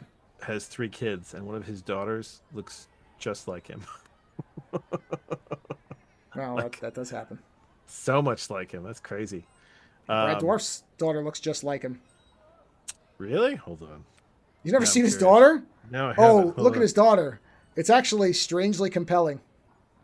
Yeah, it's funny how the genetics do that sometime. Oh, boy, is it. Hold on. Yeah. What's her name? Fiona Dwarf? Her first name. That's it. Look at her. Look at the eyes. All that madness is in there. There's a lot of dad in there, yes. It really is. Oh, yeah. Is she an actress as well? She plays him on the series. She plays the young version of the Chucky character, with the... Oh, that's awesome. Yeah, she plays him as the young version of the serial killer. Yeah, it's fantastic. That's fantastic. Yeah. It is. Yeah. There's actually pictures of it. It's great. Yeah. Oh, man. Hold on. Is that... No, that's from Dirk Gently. Oh, she was in Dirk Gently. Awesome. Mm-hmm. That's quite funny. Okay, well, yes. Yeah. Shit is weird. Yep. So anyway, like I said, that's The Shroud. That sounds like a very heavy movie. It is. And I watched it while I was sick, so I was like, "Oh God." Yeah, yeah. That makes it worse. Yeah. I was in a strange headspace for about an hour after seeing that movie. See, and the thing is, I haven't watched it, but from the Yeah. sounds of it and the interpretation of it, I understand why he thinks it's a positive movie, because it begins with somebody who's stuck on the death of his wife, and it ends with him moving on and accepting that his love for her is part of his love for others, that it's built Oh into yeah, no, him no, now. I Like I see it don't too. I don't Yeah. it's melancholy, but it does leave room for a life after the loss of a loved one, Yeah. you know? Um But it's a quite different film from Crimes of the Future. That's for damn sure. it's not like, it's not like, was it you sent me that piece of that property? You found that house out in the middle of fucking the ocean. And you were like, "Hey, this is Oh where you're yeah, gonna yeah, live." And I was like, "I would yeah, move yeah, there yeah. if my wife Right. passed away and I was suddenly a widower." I was like, I'd move here, right? Yeah, And it's like that's yeah, what you think, right? Your mind is like, I'm yeah, gonna. And this was a house, by the way, that you can find it on Zillow. It's like 2 miles off like the coast of Virginia, yeah. in like the Chesapeake Bay. It wasn't I even that actually expensive of a house, no, honestly. it's a 3 bedroom. It was like 450,000. I was sitting Yeah. there actually looking at the listing, and I live on the bottom. It's I'll like, bet. say if you wanna, if you wanna see the property, let us know. And I'm kind of like, how the fuck would you even get there? I was like, you have to have a boat. I was like, or does the realtor have a boat ready for you to take you out to see it? I was like, No, and then it's like, you probably go to the wharf and they probably boat you out there. man, if your fridge breaks, you're 2 miles from shore. I mean, I know. Well, that's the thing is you have to have a backup plan for a lot of things. that house is a movie waiting to happen. It But is. we all think that's what's going to happen to us. Yeah. But the nature, I think, of life is that those that are alive, with given they have enough energy, will go on trying to live, and Yeah. it's okay to go on trying to live as long as you take the love and the history with you. You don't let it stop you, Sure. but you acknowledge that it's part of you. And the thing is that if Right. you if you are a widower and you meet someone new and they can't acknowledge that this huge portion of your life was with somebody else and it was death that separated you, then maybe that's not the relationship that's going to work. That's why I very often like widowers seem to get along well together. I remember when I was still up in Vermont, one of our neighbors, he was an older guy, but he was still working, and he was a widower, and his wife was a widow as well, and it worked really well for them because they had both lost somebody, and then they had basically realized they didn't want to be alone, and it made sense because they both had this previous lives that death had changed, and they yeah, animal sex is a lubricant in that situation, not a good one, mind you, but yeah. So no, I'm probably not going to watch this movie. I acknowledge that it must be Yeah. good, and I'm happy that it exists and it's good for Cronenberg. But yeah, that's not what I'm going to watch anytime soon. Yeah. I'm glad I watched it because I'm I glad feel you like watched it's it. there are pieces of art where you feel like the person is very present in it. Oh, I mean, he is the main character. That's it. That's what I mean. And that's unusual I mean, to have that like that. So I'm glad I yeah, I watched mean, it, but I'll if never if watch it again. you look him the Vincent Cassell in that movie up and you put it next to a picture of Cronenberg, they're Yeah. the same Yeah. It's him. people. It's him. Yeah, Yeah. Without a yeah, doubt. So and you know what? I wonder if Cronenberg, because his wife died in like 2017, I think. yeah. Yeah. I wonder That if sounds right. Cronenberg moved on at some point, like he met somebody, and I wonder if this was his reaction to his ability to actually move on, which is that his wife was still a part of his love, and he wanted to find a way to communicate that idea.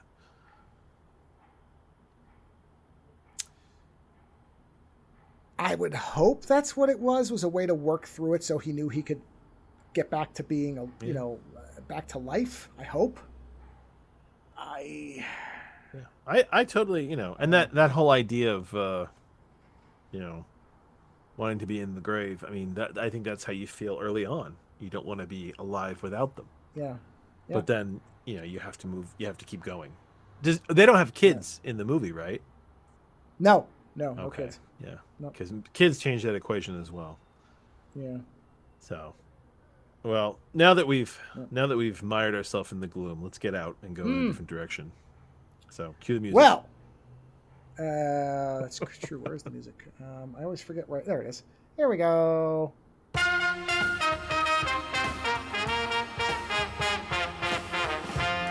shut the fuck up! Thanks for killing my mom. No problem. Oh, I forgot about LaBouffe. Just give me the essence of the thing, the juice, you know. The juice! The juice, you know. I gotta say, LaBouffe's... I forget sometimes LaBouffe is in there. And, I mean, I don't know why that's probably his finest acting right there. You shut the fuck up! The level of, like, Intensity. angry, fearful intensity, yeah. Yeah.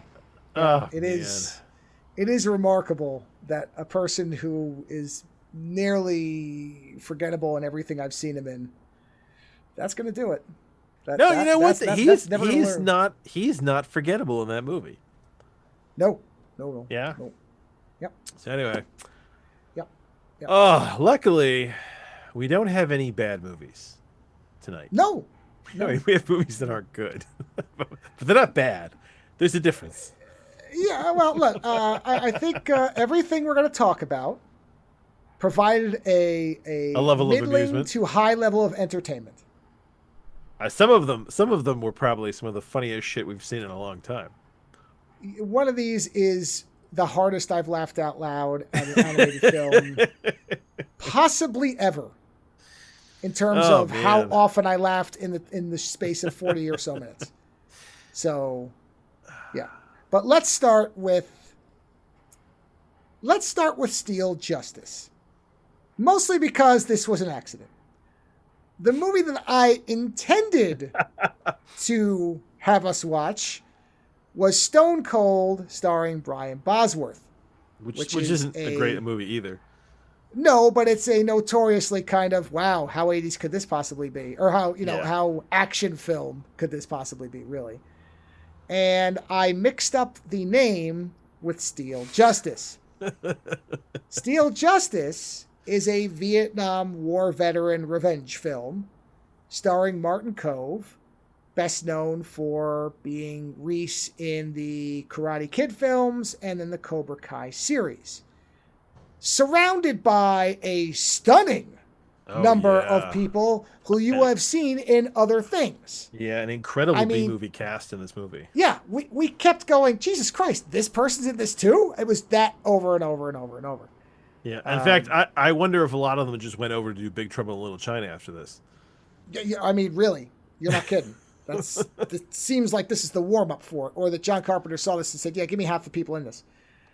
Yeah, it does feel... Now, I gotta say about this movie, for me, this movie kind of fumbles its ending. I mean, it doesn't fumble it in that it's still amusing. But the thing is, the first half of this movie... That's not even, I think the 75% of this movie, I was genuinely curious where they were going with stuff. Like I was amused by the main character. I was curious the direction they were taking things. I mean, there was a few things that were spelled out. I totally knew that his best friend partner was going to get killed early on because that was the revenge.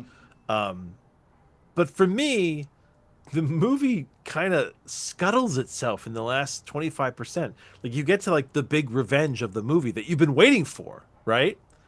And I just don't feel like they properly pulled it off. And this is key because we watched other movies that also have a big end revenge sequence that handled it exceptionally good to better. Yeah. So and the thing is, I actually like Martin. Is it Martin Kove, right? That's his name. Martin Kove. Yep, that's it. Martin Kove. Mm-hmm. I actually like him, and I think when we were watching the movie, I think I actually started saying, I don't understand why this guy didn't get more leading man roles. I mean, he has a genuinely winning smile. Like when he smiles, I'm like, hey, he's a good-looking guy. Yeah. So I want to believe that he could be much better in a much better movie, right? And he's not bad in this at all either. In fact, no, you know, I don't even think that after you get away from Vietnam and you're kind of in the middle of the movie where everything's kind of building, it is kind of just a middle of the road, like, decent movie. Like, it's not even bad. You know, he's trying to figure out what's going on. There's a few shootouts. It's just that every now and then some kind of like 80s absurdity gets in there. Where, like, you know, he smashes through a wall and sucks the snake venom out of his arm using a napkin from the breakfast buffet of the hotel he's in. I mean, and that shit is very funny. But for me, like, those little absurdities kept building up where I was like, oh god, this ending is going to be really good. And it feels the ending feels kind of just like, it just doesn't feel like it delivered on the level of revenge that it was kind of playing up to be. I thought he was going to fight a fucking army. And honestly, it feels like he killed 10 guys and then chased another guy around a warehouse for a while and had a terrible sword fight before finally fucking dropping him off a building. And exploding him, which was great. So at least Which he is, didn't blow yeah, up. yeah. That is good. But, like, you know, but that is, like, I guess that's my biggest weakness with the movie, which is that, like, the ending, it just doesn't feel like it was able to stick its own landing for what it set up. Yeah. So I don't disagree with that at all. I think the ending is a letdown, which is unfortunate because the movie is largely a lot of fun. he is good for all the in reasons you most said. of Yeah, it. he's really good. You know, there was a point in a nod to your correct assessment that I am the battered wife of movies. There were points where I was like, "Oh, this is good. There's a twist that this could take. There's a twist this could take. This could be really clever." There was a few times where, like, you know, where we thought the guy that they set up to be the bad guy wasn't going to be the bad guy, and then maybe they were going to have to work together, and somebody else was the bad guy. But, like, it didn't go any of those roads. No, the bad guy is the bad guy, and that is partially what also makes the ending's flaws worse. Is that they didn't do anything clever. If they had done something clever, you let the flaws go aside because you went, okay, well, they were trying something. They weren't really trying anything. So the biggest problem is you have two guys with swords, and they clearly have no idea how to use them. And They're he awful. has this double sword rig on his back that he has in the beginning of the movie. Yeah. He's had it since Vietnam. And you see it and you think that's a really cool sword rig. And it is. On his back, it looks great. So you expect at some point those things are going to come out and he's going to fucking wreak havoc. But like I said, he should have fought an army. He kills 10 guys. Yeah. And then when he finally pulls him out to fight the main guy, and whoever did the choreography for that fight clearly had never experienced swords before. Right. In fact, we were grateful when they put them away. Yes. It just, like, you know what? Listen, I studied sword a little bit when I was younger. I could have choreographed a better sword fight than that. Yeah, it was. Which is so very sad. Yeah, and I said in the commentary, and I'll say here again, what I would hope is that they ran into production problems and were not able to do what they wanted to do. Either they lost the choreographer, they realized the guys couldn't do the moves they wanted to. Like, there could be reasons. But it. I hope there was. Do you know what a better version of this movie is? What's that? Wanted Dead or Alive with Rutger Hauer. Sure. Oh, absolutely. Like, because it's the same thing. They kill his friend. I think they kill his friend and they kill his girlfriend in the end, right? Yes. Yeah, and then at which point he's like, "Fuck it, you're all gonna die." And then he goes on the warpath, and at the end he brings the guy in, and he's got the grenade in his mouth, and he's like, "Dead or alive, right?" And he pulls the pin and walks away. Yeah. So yes, if you want to see a better version of Steel Justice, watch Wanted Dead or Alive with Rutger Hauer. That is a genuinely cool, also very 80s movie. Yeah. 80s or early 90s, actually. Late 80s. It was 87 because it was 4 years after, or 4 years after Karate Kid. And we both were like, why does he look better and younger? Yeah, he's much more fit. He looks healthier. I mean, he looks thinner, more jacked, and younger. Yeah, so, it's weird. I don't know what that is. And the thing is, he is genuinely like a good lead. Like, I liked him as the good guy of this movie. Yeah. This movie just suffers from, Listen, it's not a great script. It's an okay script. It's not a great script. Yeah. And the fight choreographer, who could have saved the ending of this movie. I mean, at one point they give him this fucking super tank, and he does nothing with it. He drives in a circle and shoots a few people, and you're like, you've got some kind of advanced super tank. And then the guy who takes it out is basically he's wearing garden gloves. Like, he doesn't even have like military gloves. He's wearing garden gloves to shoot some kind of like special bazooka. Like you said, it feels like the budget just ran out at the end. You know, Yeah. and there are, like I said, there are genuinely really good people in this flick. You know, and I do like the fact that Steele, because it's the character's name, he gets his ass kicked quite a bit. I mean, I swear there was a moment in this movie where I was thinking to myself, God, this is like Iron Fist, because he's got this like punch where like he starts knocking people out with one punch, but it's almost like he needs to be focused to do it. So my brain was like, this is like a secret Iron Fist movie, because it's like, you know, he's in a prison cell with a bunch of guys who start to fucking kick the crap out of him, and then finally he gets his focus and he fucking punches the guy in the face and he knocks him right out, and then he proceeds to knock everybody out, right? And you're like, okay, but before he got there, he did get his ass kicked, you know. And that's the thing, is like early on in the movie, the cops show up and he tries to fucking fight them off, and they beat the crap out of him right in front of his ex-wife. Like, he's not a invulnerable hero, which is a mistake that these movies sometimes make. He is flawed. He has problems. He is still haunted by Vietnam, right? Like, there's actually a lot of early footwork done to set this character up and the people in his life, to the point of which that we didn't know who all the bad guys were necessarily. But I just feel like, yeah, they fumble it. It just fumbles in the end. But to be fair, who's the name of the guy from RoboCop 2 that's in this? That is Ronnie also Cox. Ronnie Cox. Ronnie Cox is never a good guy. And in this, he's actually a good guy. Yeah. And even when he's good, he's kind of threatening. But he's actually like, it's weird casting in this. It's like all the villains get to be heroes for a while, you know? So yeah, I would suggest this movie to watch with friends and some alcohol.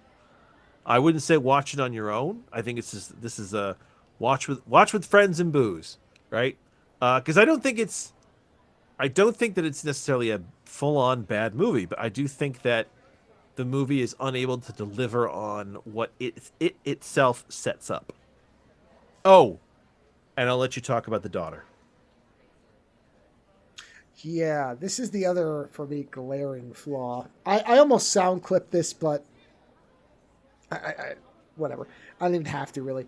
The daughter, now you are a parent, I'm not, but my suspicion of what they were aiming for here, or what the script originally called for, was a young child around 12, maybe 13 years old, based 12 to 16 max.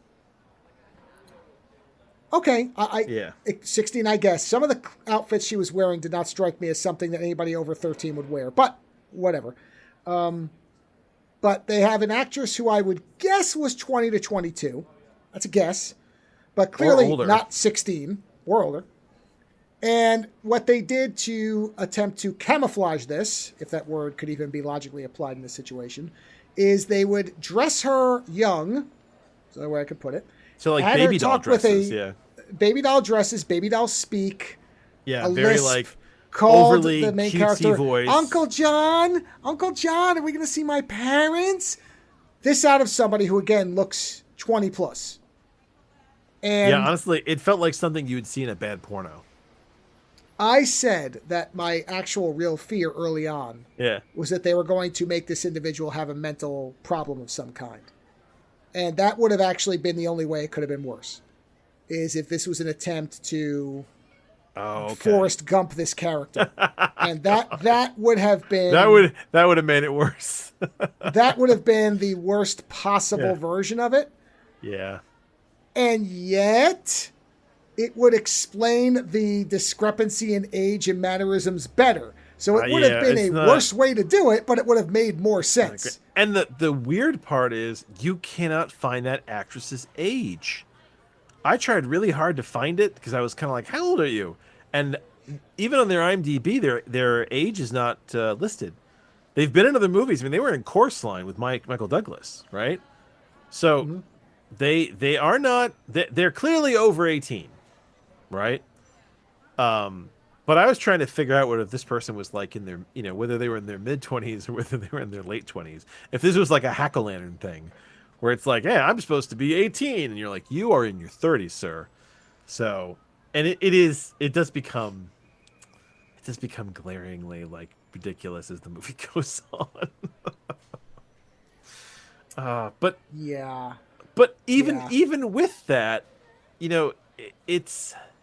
I mean, lightning's in it. It's still a fun movie. It's still a fun movie. It is. And the thing is that you can laugh at the ending because it is so bad, but it makes it worse because the rest of the movie was like on the verge of being good, I guess is really what it is. Where you're like, oh man, this could have been like a cult classic, and then they fumble the ending, and they fumble it in such like a. I still feel like the ending is salvaged by the fact that he puts a grenade in the guy's mouth, throws him over a bridge, and the guy blows up midair. Yeah. That is enough to get past the swords for me. If it had just ended where he just, I don't know, fell off the thing and died from falling, then it would be a real letdown. But at least we get a literal explosive ending. So they knew enough to understand that he couldn't just, grab him and break his neck after that and I mean, embarrassing sword fight. A halfway decent stunt coordinator, or fight coordinator, could have turned the end of this movie around. I did come up with a bit of headcanon that actually explains the sword fight and makes it logical. Oh, please, by all means.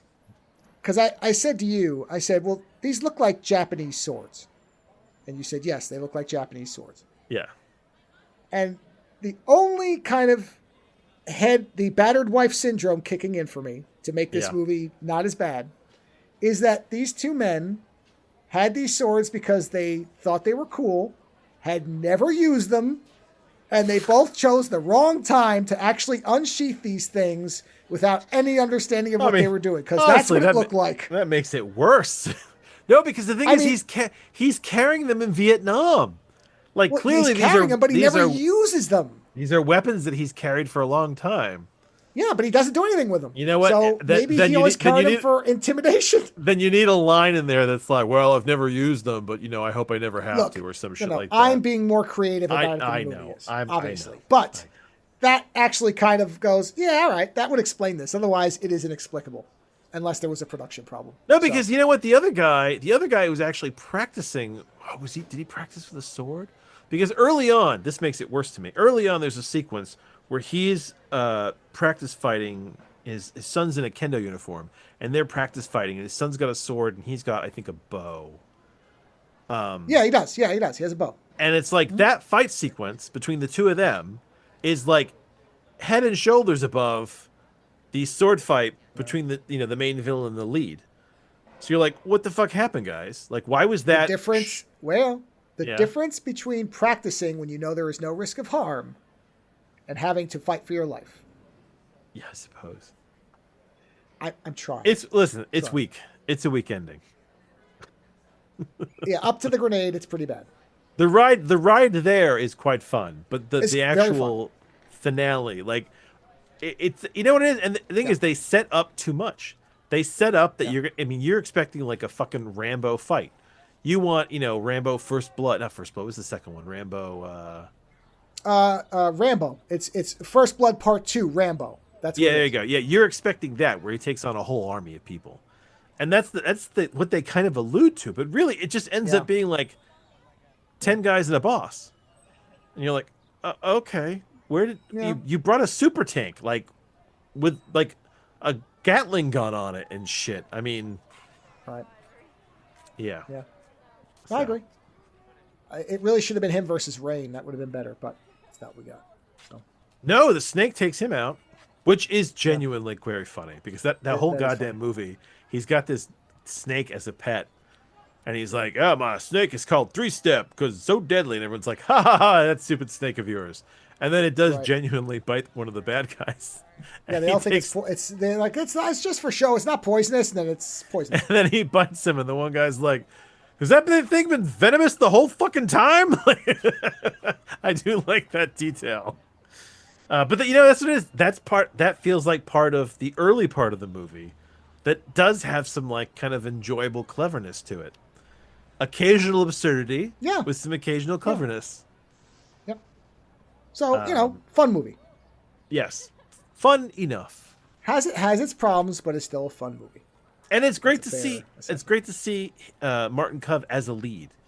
I Yeah. do really enjoy having actors who have been turned into kind of classic villains in cinema and seeing them in good guy roles, because it really messes your perspective on things. And the fact that you've got two actors like Cox as well as Ronnie Cox is also a good guy. You keep expecting him to be bad, and he never is. And you're like, oh no, he's just a different kind of good guy. He's reckless, but he's not a bad guy. Yeah, so I do enjoy that when they flip him like that, because Martin Cove is Reese from Karate Kid. And he's, they brought him back later on in that show, and he's still just that same bad guy. So you're kind of used to him being a bad guy character.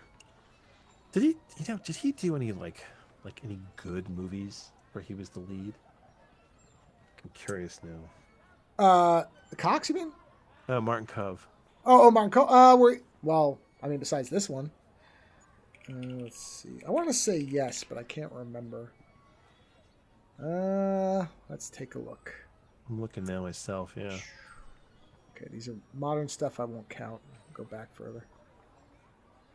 I mean, he's been in a rash of shit. I mean, the guy's been working for years. So good for him. But yeah, I wonder, is there anything where he was like... But I don't know some of these movies, so... Yeah, I mean, he has bit roles and a lot of shit. Yeah. But nothing seems... I don't see his face on the poster of any of these. That's what I'm looking for, too. Yeah. Wait a minute. Wait, I just saw one that might be. Well... Oh, I love that. Assault wow. on Death Mountain. Is that Hulk Hogan? God. I'm looking at Future Shock. What the hell is Jesus. this? You know what? This might be a movie for us to watch. 1999, right? It's called Assault on Death Mountain. It's Hulk Hogan. I've heard of this. Shannon Tweed, Carl Weathers, and Martin Cove. No, actually, oh my God. Nope. I know what we're watching out of this catalog. Oh, yeah. How would you find? Click on Future Shock from 1994 and start looking through the images until you find somebody I never would have guessed would be in this movie. Don't look up at who's in it. Just start going through the pictures. Because, Bill Paxton? Yeah, look at that Bill Paxton. That's a very... Movie. You know this? I don't. I know this movie. Why He looks do I like the know this serial movie? killer from Cobra. What the fuck? What's the plot? It's virtual reality something. Oh, no, I haven't seen this. Not this one. Yeah, Look Future at, oh, Shock. I didn't Okay. see the cover with him on it. I didn't see that cover. Oh God, that's it got the Golden Scrub. What? Yeah, Brian Golden James is Scroll in this. Award. Yeah. All right, I'll find this. Oh, man, find Bill this. Paxton's young. That's what I'm saying. That thing was slick back hair. Holy shit! Look at this. Yeah, I remember this movie because of the they had a really good poster for it. Yeah. The Future Shock poster was when you have a Wow, poster look at for a movie this. but you never saw the movie. Oh, you mean the Geiger poster Yeah, with the hand and everything? Yeah. Yeah. I remember that. that is a cool Yes. fucking poster. Yeah. It is it's a poster that I'm sure is far better than this film is. Oh yeah, by all means. So Wow. Look at these screenshots. Good grief. Oh, boy. well, so we watched Steel Justice, and Yeah. it was okay. And then we kind of continued watching some other movies, and we don't watch them necessarily in this order, but we're kind of coupling them in this order because we watched. I was gonna say we watched Iron Angels 2. By the way, you and I yeah. are confusing Future Kill and Future Shock. The Geiger poster is Future Kill. Oh, Shock. there you go. Okay. That's what you're... Because I thought of the same one. I'm like, yeah. why am I no, not you're right. seeing Future, it? it's That's why. Future Kill. Yeah. So we yes, watched. so Go ahead. we watched the two Iron Angel sequels, 2 and 3, which I had talked about when I did my review, and as I had said, they're very different from the first one. Yeah, I Um, enjoyed both of them, but I do feel like there is a degradation. Because the first one is a lot of fun, and it's an interesting movie because it's not quite a martial arts movie and it's not quite a shoot 'em up movie, right? It has some very memorable characters. It has some extremely brutal fights. And Angel One is actually a pretty cool guy, and it was fascinating the way that they ended the first movie, where he didn't get the final fight. Like he's sweating to death in that fucking truck underground.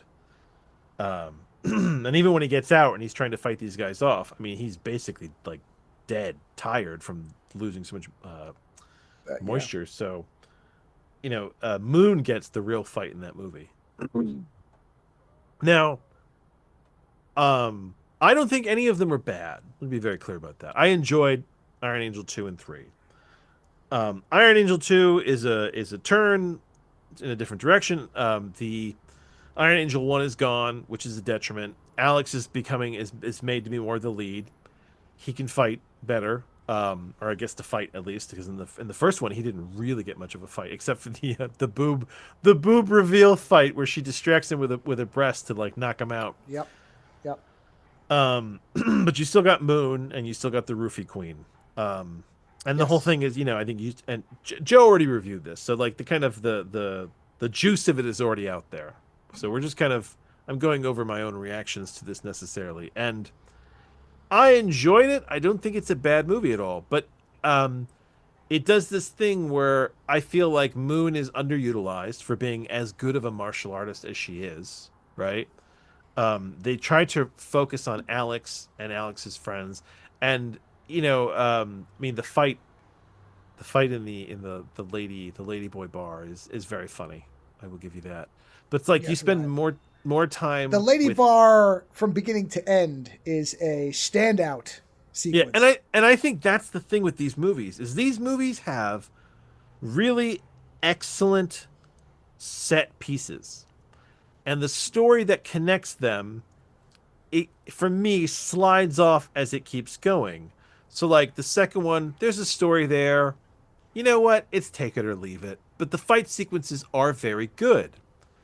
Well, I will say, yeah, I think the second one has the best story. I feel like they were trying to do that kind of the personal thing with Alex and a friend of his that he finds out is doing something bad, and they have a great ending to it, which is a kind of, well, what happens next ending type of thing. I actually think they put the most effort into the story with the second one, and I think it's relatively well done. And they still have a balance.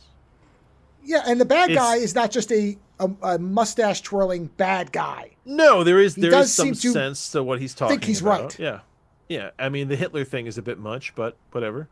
But it is still a mix of martial arts and action. So like it feels, it feels good. It just again feels like Moon gets underutilized. Who for having an actress who has like one of the most memorable fight sequences from the first movie, right? I don't think they use her very well in the second. She gets shortchanged. And you see other people. I guess the other thing is you see other people have martial arts fights.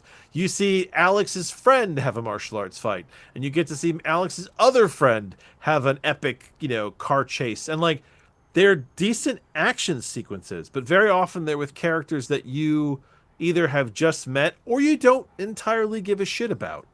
But I guess they need that because then they can kill them. So I do like the second one. I like the second one more than the third one. The third one to me, and I guess these two reviews kind of get swirled up into each other, don't they? The third one for me feels like it has the weakest storyline, but the set pieces are so good that in some extent the set pieces in Iron Angels 3 are almost better than the set pieces in Iron Angel 2. Because Moon, I think you said it best when you said Moon doesn't get a lot of fights, but when she does have fights, they make them epic. So she fights a woman in a stall in a train, which at first you're like, what's the big deal? But then later on you find out that she's one of the most adept assassins in all of Japan. Right? So you're like, oh, okay, she was fighting another master. And then otherwise, I think the two other fights she gets, she's always fighting, she's always crowd control. She's always fighting like 20 or 30 people. It's never her doing one-on-one after that point. And it's kind of amusing because the character of Alex, most of his fights are usually like at most 2 or 3 people, right? I mean, when he fights the army at the end, he's got a machine gun. But when he's doing like Yes. hand-to-hand combat, right? And even and then they brought in even another new guy on who's kind of the comic relief, who at least he's a good fighter. I give him credit that they got a guy, because as a comedic relief, you're like, oh god, it's an eye roll. But he's Yeah, actually, unfortunately, he's an aggravating personality with good fight skills. but he's got great fight skills. But even him, he fights one person at a time. At most 2 or 3 where he's running away, right? The sequence where but even then, like I said, they have good fight sequences. Whereas Moon clears out a building full of people. She uses multiple weapons. She's kicking the shit out of them. I mean, her fight sequences in this are every bit as good as like the final fight from the first Kill Bill movie with the Crazy 88. Is it Crazy 88s? Yep, that's it. All right.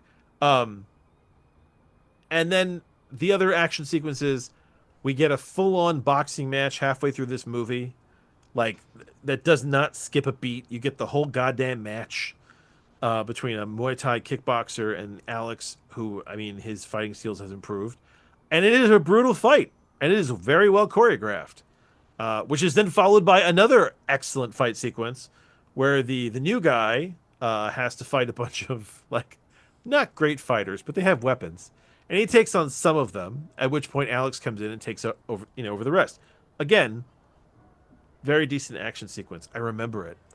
And honestly, the thing for me, I mean, going back to Steel Justice, the ending of Iron Angel 3 feels the weakest for me because there's so much fighting in this movie that you forget about their whole hybrid system for a while there, which is the whole half shoot 'em up, half martial arts.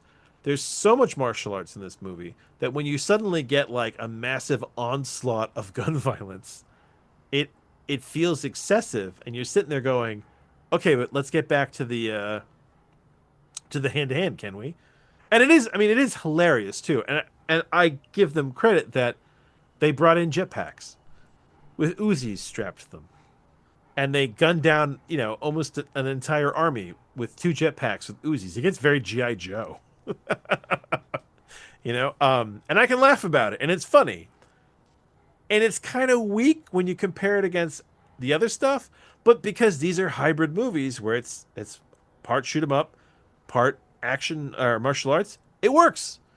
But the moment that really, like, I don't want to say it ruined the movie, but that really did like break my heart was when we got to the final fight sequence where you had Alex and the new guy fighting the evil boss queen from the other side, along with basically her 2 first in command people, like her 2 lieutenants.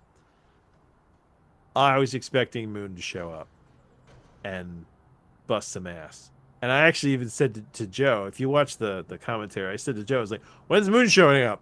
And Joe goes, oh, she does make it to this fight. And I was speechless for a little bit there. I didn't know what to say because I was like, why would you not have Moon here? Like, if they gave me a reason, if they were like, oh man, you know what, she's really beat up from that last fight she did, at least it'd have been a reason. But it's like, oh no, that party is being attacked, we have to get there. And Alex and the new guy show up in jetpacks, and I'm like, I don't want the new guy. Who the fuck is Moon? Like, so that does feel like a massive mistake to me. I just feel like that not having Moon in the final fight was an utter mistake. That said, the American that they bring on to help their team, who looks exactly like Patrick Bateman from what do you call it, American Psycho? American Psycho. Yeah. I mean, exactly like Patrick Bateman from American Psycho. There was one point Computer. there. His name is Computer. And his name is Computer, but at one point he's sitting there and he looks over and with like the glasses and the shirt and like the suspenders, I'm like, dude, you are a spitting image of Patrick Bateman in American Psycho. It makes you wonder if like this inspired the look of Patrick Bateman. I know that it's those two movies are years off from each other, but I mean they look so similar. Even the actor looks a little bit like Christian Bale in that movie. Yeah, it's kind of strange, really. It is a strange synchronicity. I actually found that to be very funny, especially that he looked like Patrick Bateman. But the story, like I said, the story in Iron Angels 3 feels the weakest, but it does seem to have some of the best set pieces of basically the two sequels. I think they're worth watching. I absolutely think they're worth watching. They're not perfect, but they're a lot of fun. And Alex does improve through the movies. It is interesting where you've got a character who in the first movie was kind of like the jackhole of the team. And the cast is allowed to evolve, and he does become a very good fighter. And by Angel 3, you don't miss Angel 1 anymore because you had a whole movie without him. But I mean, even losing the Roofie Queen, there were no Roofie jokes in this one. I realized I actually really missed her insane Roofie jokes. So yeah. There are flaws, but if you like action, we said how Steel Justice, the ending could have been fixed by a good fight choreographer. These movies have incredible fight choreographers. They have excellent fights. And even if you watch these and you fast forward through the plot and you just watch the fights, they're fantastic fights. They're well thought out. They don't, quote unquote, pull any punches. Like, they're really well done. And they paced them pretty well too. That's the other thing. It's like Steel Justice. There's a bit in there where it's more of almost like a drama for a while there. But these movies, the Iron Angel movies in general, they seem to pace themselves very well, where they've got something going on.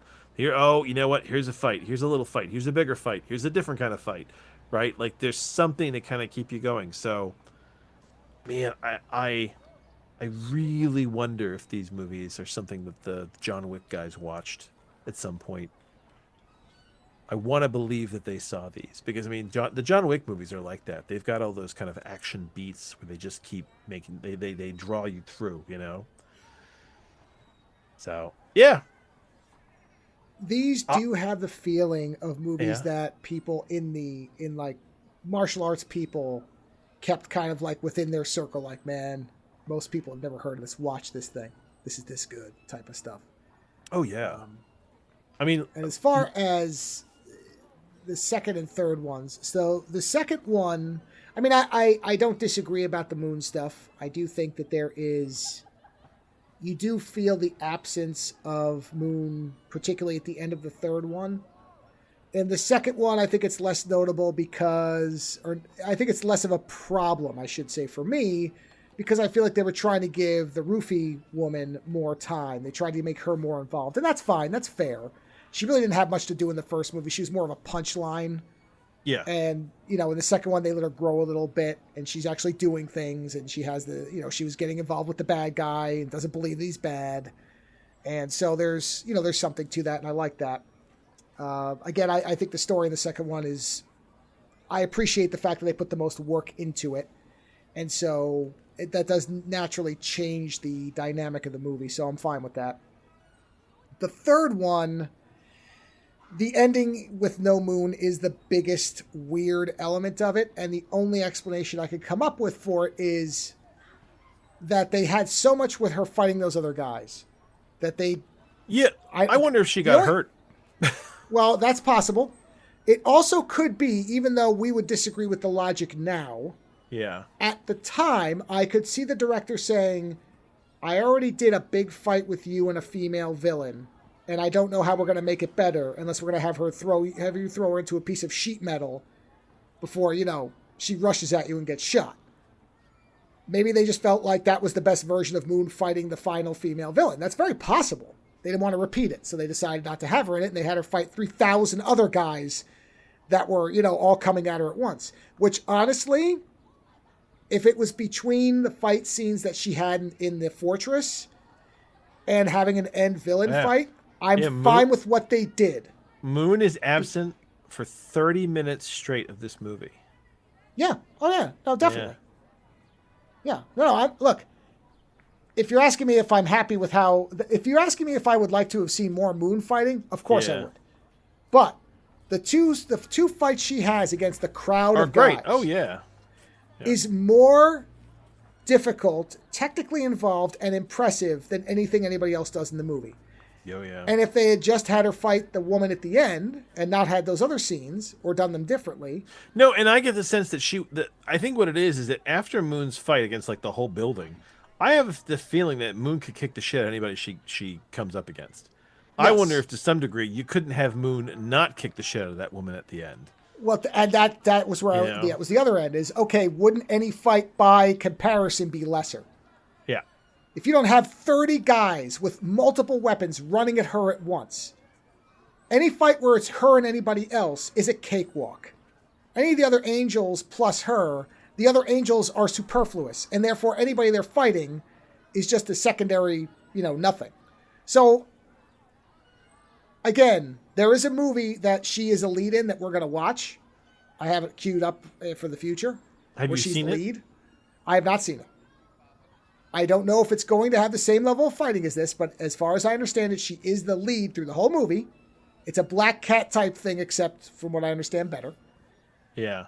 So I don't disagree that I would like there to have been more Moon in any of these movies, frankly, although the first one, we can really just leave that one alone, but the two sequels. However, at least when she shows up, they don't waste her.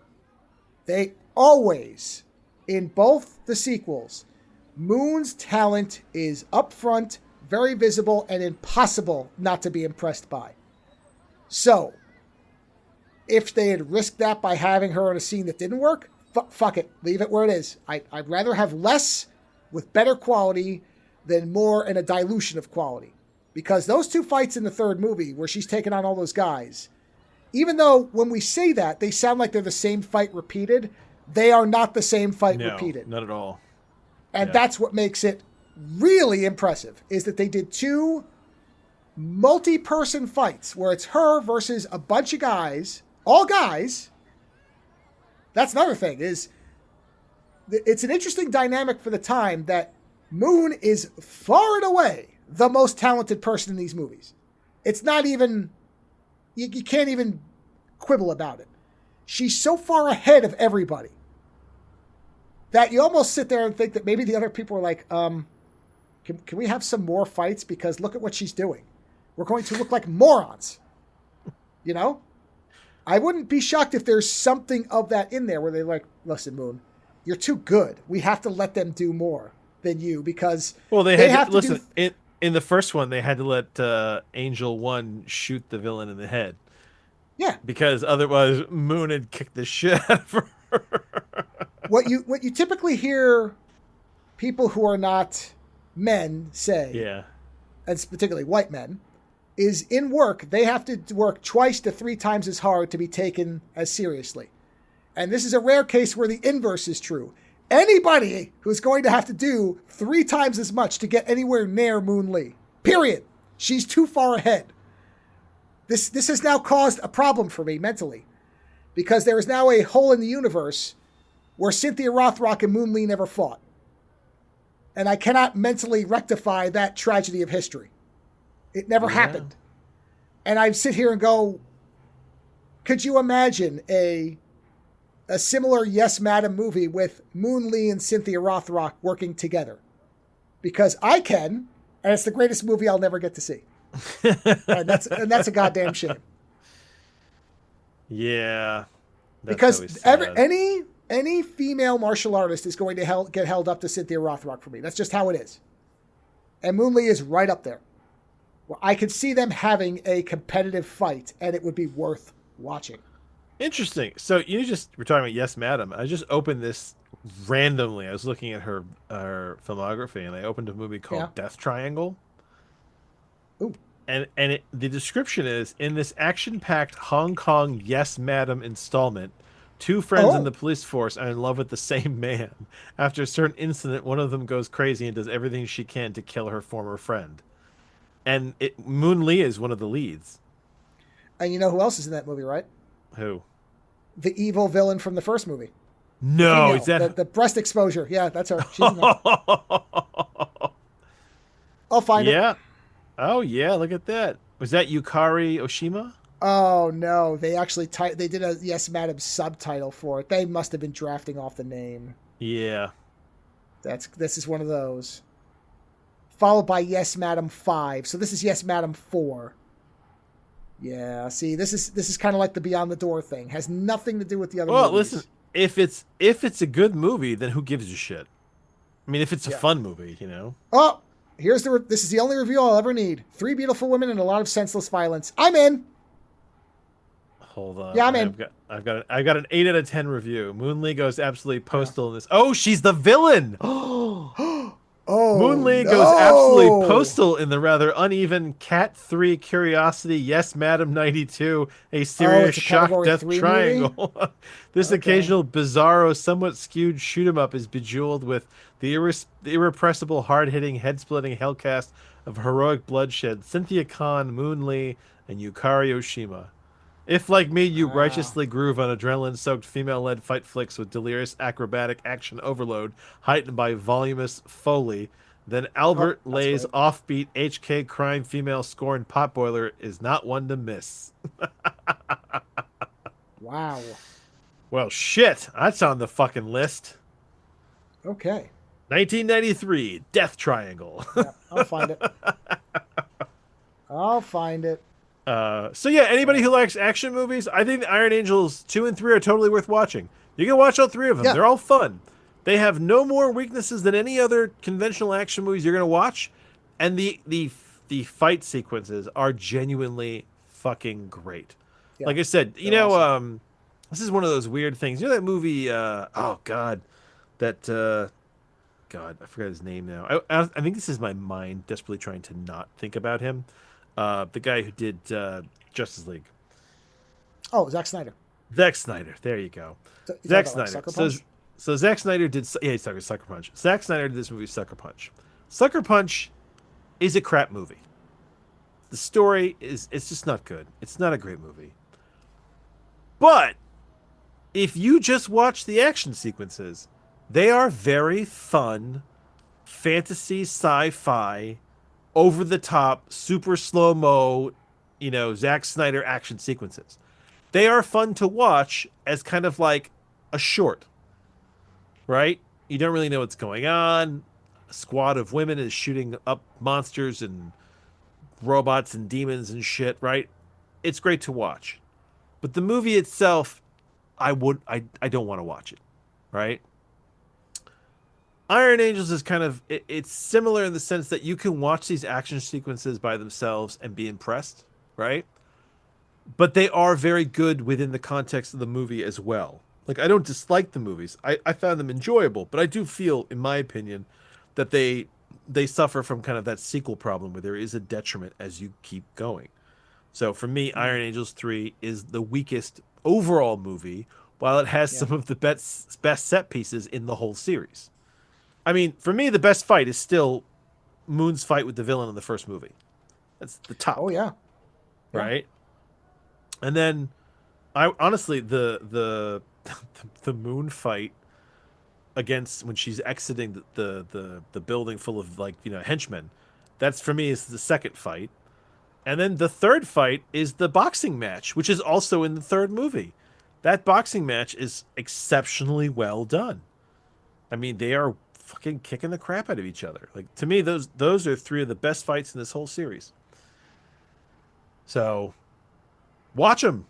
If you like action, watch them. If you like action women, also watch them. If you like Cynthia Rothrock, watch them. Yeah. You know? Yeah. As I said in my original review, I am very happy I bought this box set blindly. It was a... I don't know if I mentioned this before. I did a show with Len Kabaczynski on the first one, and he'd never seen it. And he said, he fell in love with Moonlee in 2 seconds. Yeah, I mean... And I was like, yep. And that's the thing. I was just thrilled. I was just thrilled I found something he hadn't fucking seen. I couldn't believe it. Like and it's not even like you look at Moonlee and you're like, oh my God, she's the most beautiful woman or anything like that. Like, it's her sheer just capability in these sequences, because there's no CG here. She is doing these set pieces. She is moving her body through these. There is an incredible physicality to these roles. You know what I mean? And it is impressive. So yeah, I think she Moonlee does. is fantastic. She does at least 2 stunts where if it had gone wrong, she would have been seriously injured or killed. I wonder if she jumps out of a very high tree and they blow it up behind her. If she had tripped up, if the explosives had gone off early or whatever, that's it. Oh, lots wow. of things could go wrong. So maybe. In 2001, she was married and moved with her new husband to Denver, Colorado. Hey, good for her. I hope she's a ski bum now. Honestly, it's weird to think of Moonlee just like, being a ski bum in Colorado. But you know what? At some point, man, your muscles start to wear out from this shit. It's like, absolutely. Yeah. And she never did anything with like Michelle Yeoh or it's so funny. You know what? It's... Yeah, you want these crossovers, don't you? Oh, well, and not only that, but it's one of these things where I've kind of started to realize that, like so many things in life, I've said this about Cynthia Rothrock, that she should have been a bigger name. She should be known. And the timing the timing and sexism worked against her. And I'm sure Moonlee was the same thing. Maybe it was just the unfortunate, because nobody's ever heard of these movies, right? I mean, if Len hasn't heard of these movies, then these are movies that are more underground than even, just because my not hearing about something doesn't mean anything to me, because when I was younger, I didn't necessarily get into this stuff as much. Like if it was on, I'd watch it, but I wasn't seeking it out. Whereas Len and his brother were seeking these movies out actively in the video stores. They jumped on this shit early. I am surprised I hadn't heard of these. See, and so what I'm saying is, when these movies were done, they may have gotten swallowed by something else. Maybe Jackie Chan was big at the time where these movies were coming out. Nobody cared. And so you sit there and go, that these things didn't happen because, well, Michelle Yeoh's case, I think she just went on to do different movies. She started off with this stuff and then she transitioned into doing bigger, kind of more serious stuff. And in some cases, it might be that Moonlee was an unknown for in her prime when these movies were coming out. Maybe nobody cared. Like, we have female Hong Kong action stars. There's nothing special here. I don't know. It's hard to say. It could be because it was a female director and that was written off as well. She's not a male director, so what can she know about this stuff? Even though if you watch the movies, obviously she does. The history is full of these strange, winding, winding, weaving, meandering things where you sit there and go, boy, if only X thing had happened differently. So yeah, but it could be worse. We might never have gotten these movies. These movies could have been thrown in a can and never been remastered. We got them. Yeah. So I'm not going to complain. I'll take whatever version of this I can get. No, and it's great that they get packaged and re-released and they have a chance of still getting out there. And if she ended up in Colorado on the slopes, enjoying the skiing and the clean air of Colorado, good for her. Good for her. You kicked ass for a certain amount of time. Now you can go relax. There you go. So, yeah. Now you're going to have to present this last one because you found this one. Yes. Yeah. Yes. But before we do that, 200 hours later. And finally, we bring you Download Devil Circuit, whose original title I could not possibly attempt to pronounce, but I will try to phonetically It is. This is going to be so bad. Download, with a space, Namu Amida Butsu wa I no Uta. Or download, one word, Devil's Circuit. Now, from what I understand, there was actually a couple of these made, but they don't seem to have anything tied together. But I came across some still images from this particular movie, and I chose it based on the still images, the fact that it was short, because I wasn't really sure how, I was still sort of recovering when we watched this, but not by much. I was pretty much back to normal as far as, not being able to stay up and not fall asleep. But there was also a description that a young hacker teams up with a exotic dancer to take on a cyberpunk conspiracy. And I went, okay, what? And that was enough for me to find this on Archive. Fortunately, it's very easy to watch on Archive. It's also on YouTube. It's everywhere because this has never gotten a release past a laser disc, which is where the best sources are going to be. You'll see the laser disc scans. And the movie itself is fairly simple to explain. There is it really is. It is and it isn't. Yes, there is a evil corporation that is attempting to snow crash people into basically either slavery or death. They're sending around a death virus. And it just so happens that the horniest monk in whatever city this is, man, who is also the biggest loser of all time, but has the coolest computer / bike you've ever seen. No, and the thing is, you have to explain it like in a certain way. Because when you start this movie, right, you don't even know he's a hacker. You know that he's basically a horny monk, right? And it's a short film, so everything has been stripped away, so it's very sparse and it's just right into it. And the first thing you see in this movie is basically a computer hacker catching this virus, right? Which then essentially kind of brain deads him so he gets himself killed, right? And then after that, you're with the horny monk. And he works as a monk, but otherwise he's desperate to get laid, and he goes to the local strip bar and he watches this one girl dance and he's like totally in love with her, right? And what proceeds after this is like almost like a series of dates that go horribly wrong because a biker gang keeps getting in the middle of them. And, up to this point, you're watching and you're like, where is this going? And then there's this whole subplot where people are like, oh, there's this virus out there and it might be hurting people. And then it's like this movie suddenly hits warp speed. Where all of a sudden it's like, no, man, that girl that you've been after, she's actually been after you because she knows that you're a secret hacker and she actually works security for that corporation that's killing people. And she wants you to help her stop them from releasing this virus. And then it turns out the horny monk is a super hacker. Not only that, the biker gang that was basically driving him crazy the whole movie also want to help him stop this evil virus. And then the super hacker goes back and he gets into his computer, and him and his I guess his young friend helped to hack the systems, but they got to go destroy it at the source. And his computer folds up around him and turns into what could only be described as Kaneda's motorcycle from Akira. At which point, he drives it with the motorcycle gang and destroys the corporate base. And it is an absolutely stupendously fun, adolescently horny movie. It had us laughing so hard and just enjoying the shit out of it. Yes, you will hear on the commentary, we laugh quite a bit. There is a point where he is at the strip club.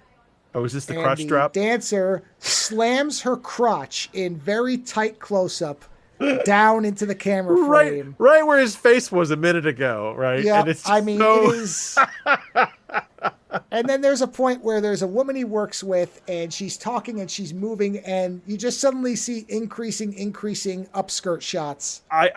I kept saying that this movie was basically like the male gaze from that era. Yeah. Like this is a movie by horny nerds for horny nerds. Yeah. No, it is remarkable. 47 minutes of excellence.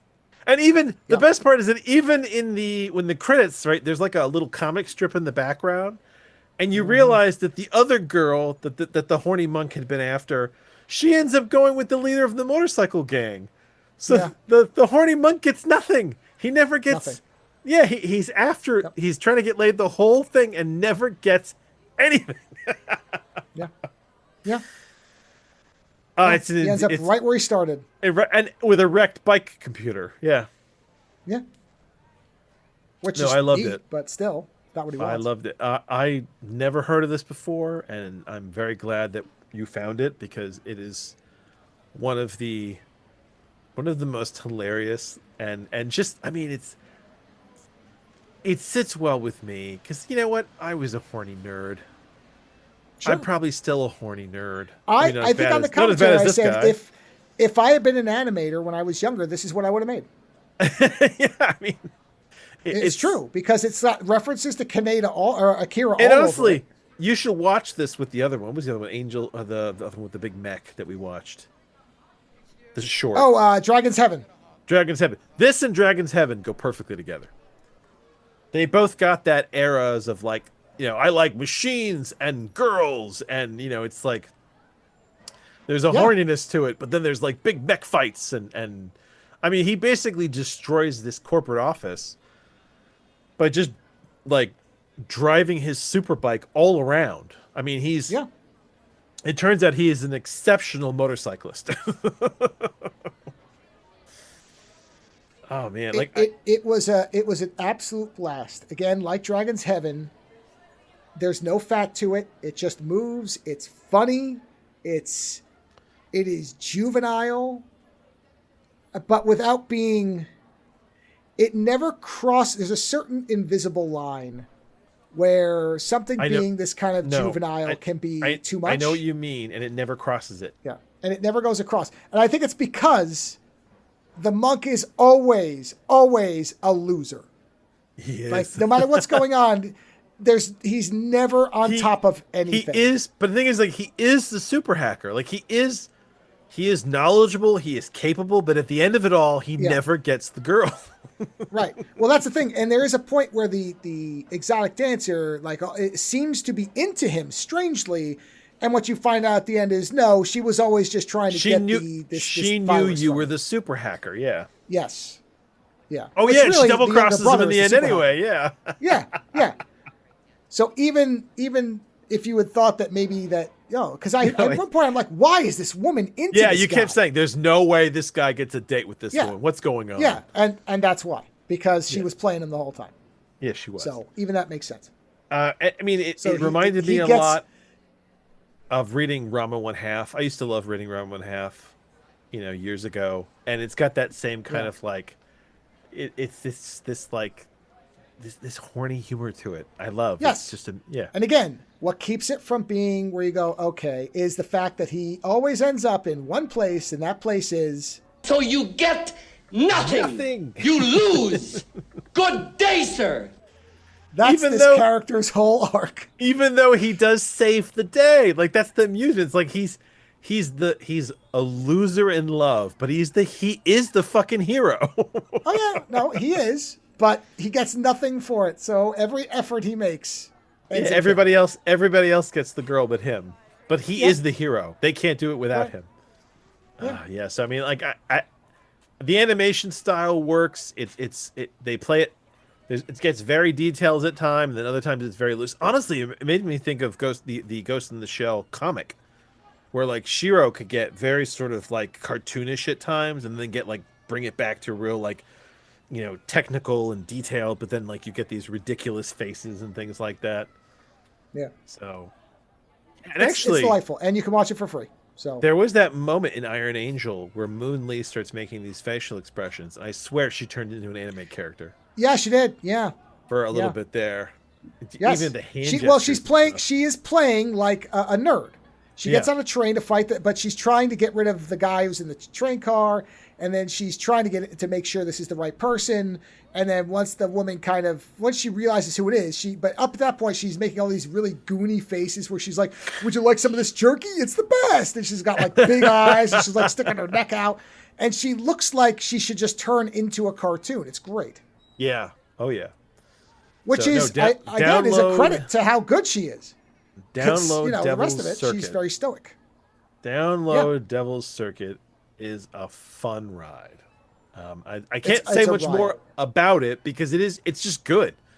Yeah.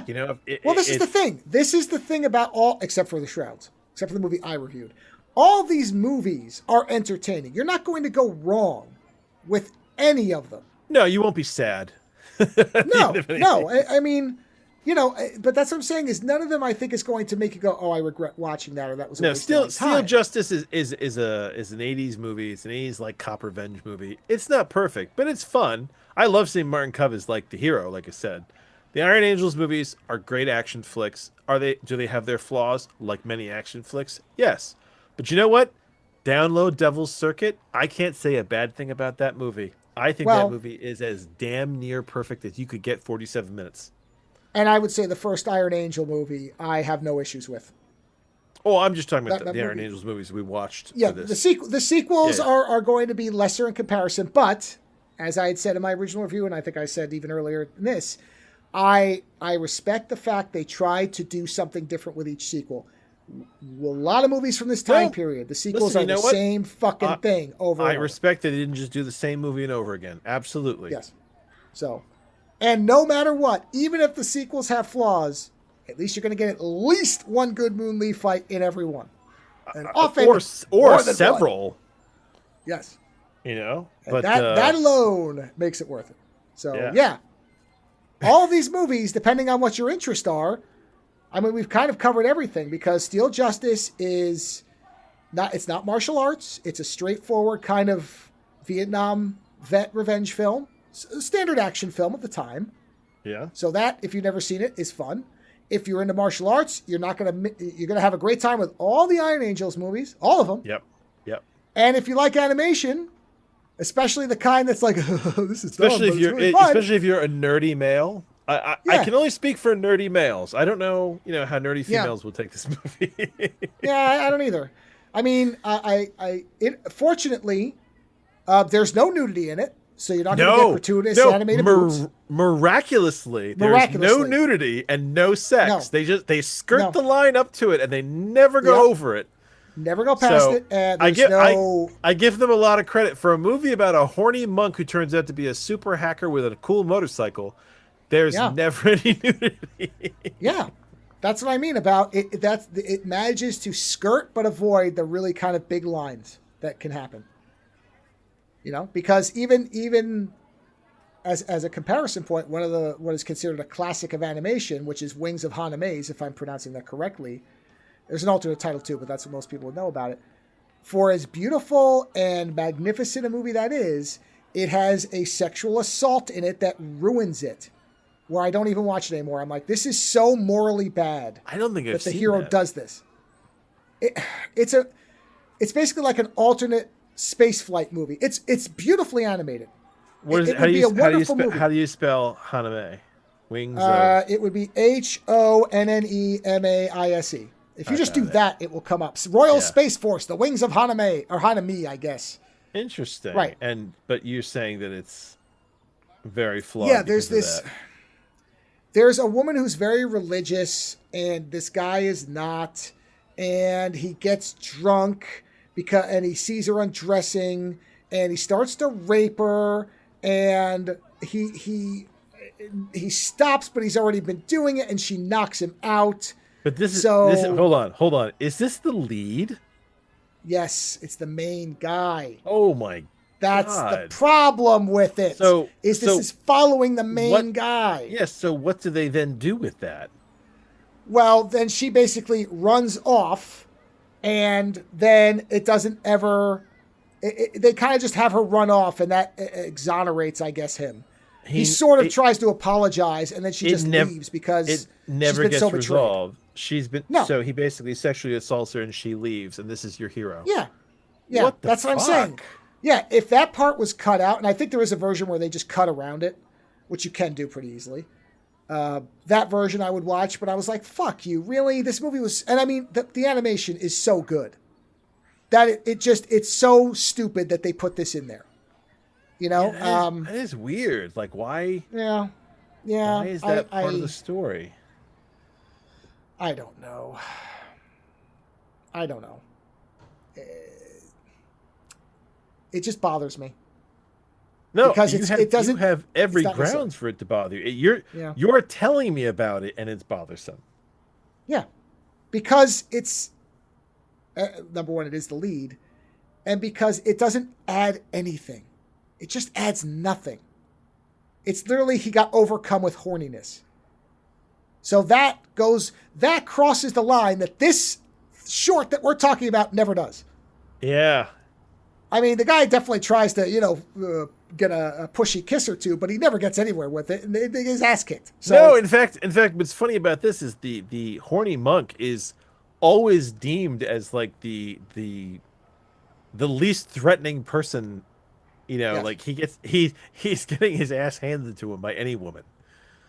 Yeah. Anybody, really? Oh well, yeah. Well, there's like, except until the moment he doesn't. So like all of a sudden that biker gang shows up again and he starts wailing on them. So it's just weird. True, yeah. It's a funny movie. I enjoyed the hell out of Download Devil's Circuit. It doesn't have any kind of weird shit like this other fucking movie you're talking about. No. It's just enjoyable and fun. I mean, lecherous, but not fucking sexual assault. Fucking hell, Jesus. Yeah, and like I said, the thing that really pisses me off about that is the fact that it's unnecessary, and it tanks a beautifully animated movie. Like that movie, I would mention in the same pantheon as Ghost in the Shell and Akira. It's that well made, but that one story element, no, fuck you, done. I watched it once and I said I'm never watching this again. This so irritates me that they did this. So, it's a shame. None of the movies we've talked about tonight, except The Shrouds, and not because there's a bad element like that. It's just it's just because it's so sad. The movies we reviewed collectively, all winners at different levels, but there is none of them will you go into and feel like you wasted your time. They're all a lot of fun. So, that is a rare thing where we can give you 4 movies in 3 different genres. And all have their entertainment, and you may not love them all as much as I do, like in the Iron Angel series, but you're not going to have a bad time with any of them.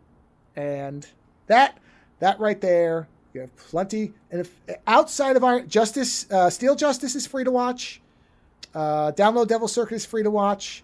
The only ones, let me just double check because I keep waiting for them to hit the stream, and I want to make sure I say when they do. Let me just make sure they haven't been made available on any streaming services yet. Oh, you know what? Wait a minute. I'm sorry. Hold on. Yeah. I believe I was notified about this. Vinegar Syndrome has been added. Some of their titles have been added to Night Flight, the streaming, or Night Flight Plus, the streaming service. Is Iron Angels among them? I'm looking now. I don't know. I see. Hold on. Fatal Exam. Oh, Tammy and the T-Rex is there.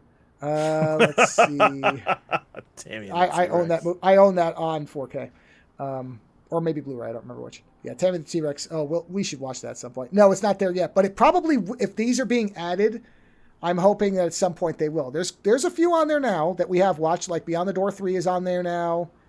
New York Ninja is on there. There's some good ones, but not yet. Oh. Anyway. You know what? You mentioned Beyond the Door 3. Yes. I was making dinner for myself tonight, and I realized that I was having hot soup, and I couldn't help. The instrument of the devil. I couldn't help just calling it hot soup like that every time. My wife is like, "What's wrong with you?" And I was trying to explain to her the whole sequence from the movie and why it was funny. She didn't find it as funny as I did, but you will very much enjoy this hot soup. Hot soup. I said it was like hot soup. It's like they got somebody else to just like over edit the voice in that sequence. I fucking if nothing else of that movie survives with me. Every time I see soup, I'll walk by and I'll just be like, "Would you like some hot soup?" Hot soup. Yeah. Well, whatever you choose to eat on your weekend, whether it be cold or hot soup, you have plenty of recommendations from us to enjoy. So whatever you do, have a great weekend, and we will talk to you again next week. Visit OzoneNightmare.com to subscribe to new episodes, browse through our back catalog, or to find links to support the show. Follow @OzoneNightmare on Twitter for the latest episode postings and other show information. If 280 characters just isn't enough, you can always email us, theozonenightmare@gmail.com. The opening theme for the show is provided by Heartbeat Hero. The closing theme is provided by Ogre. Please visit and support these artists using the links in the show notes for each episode.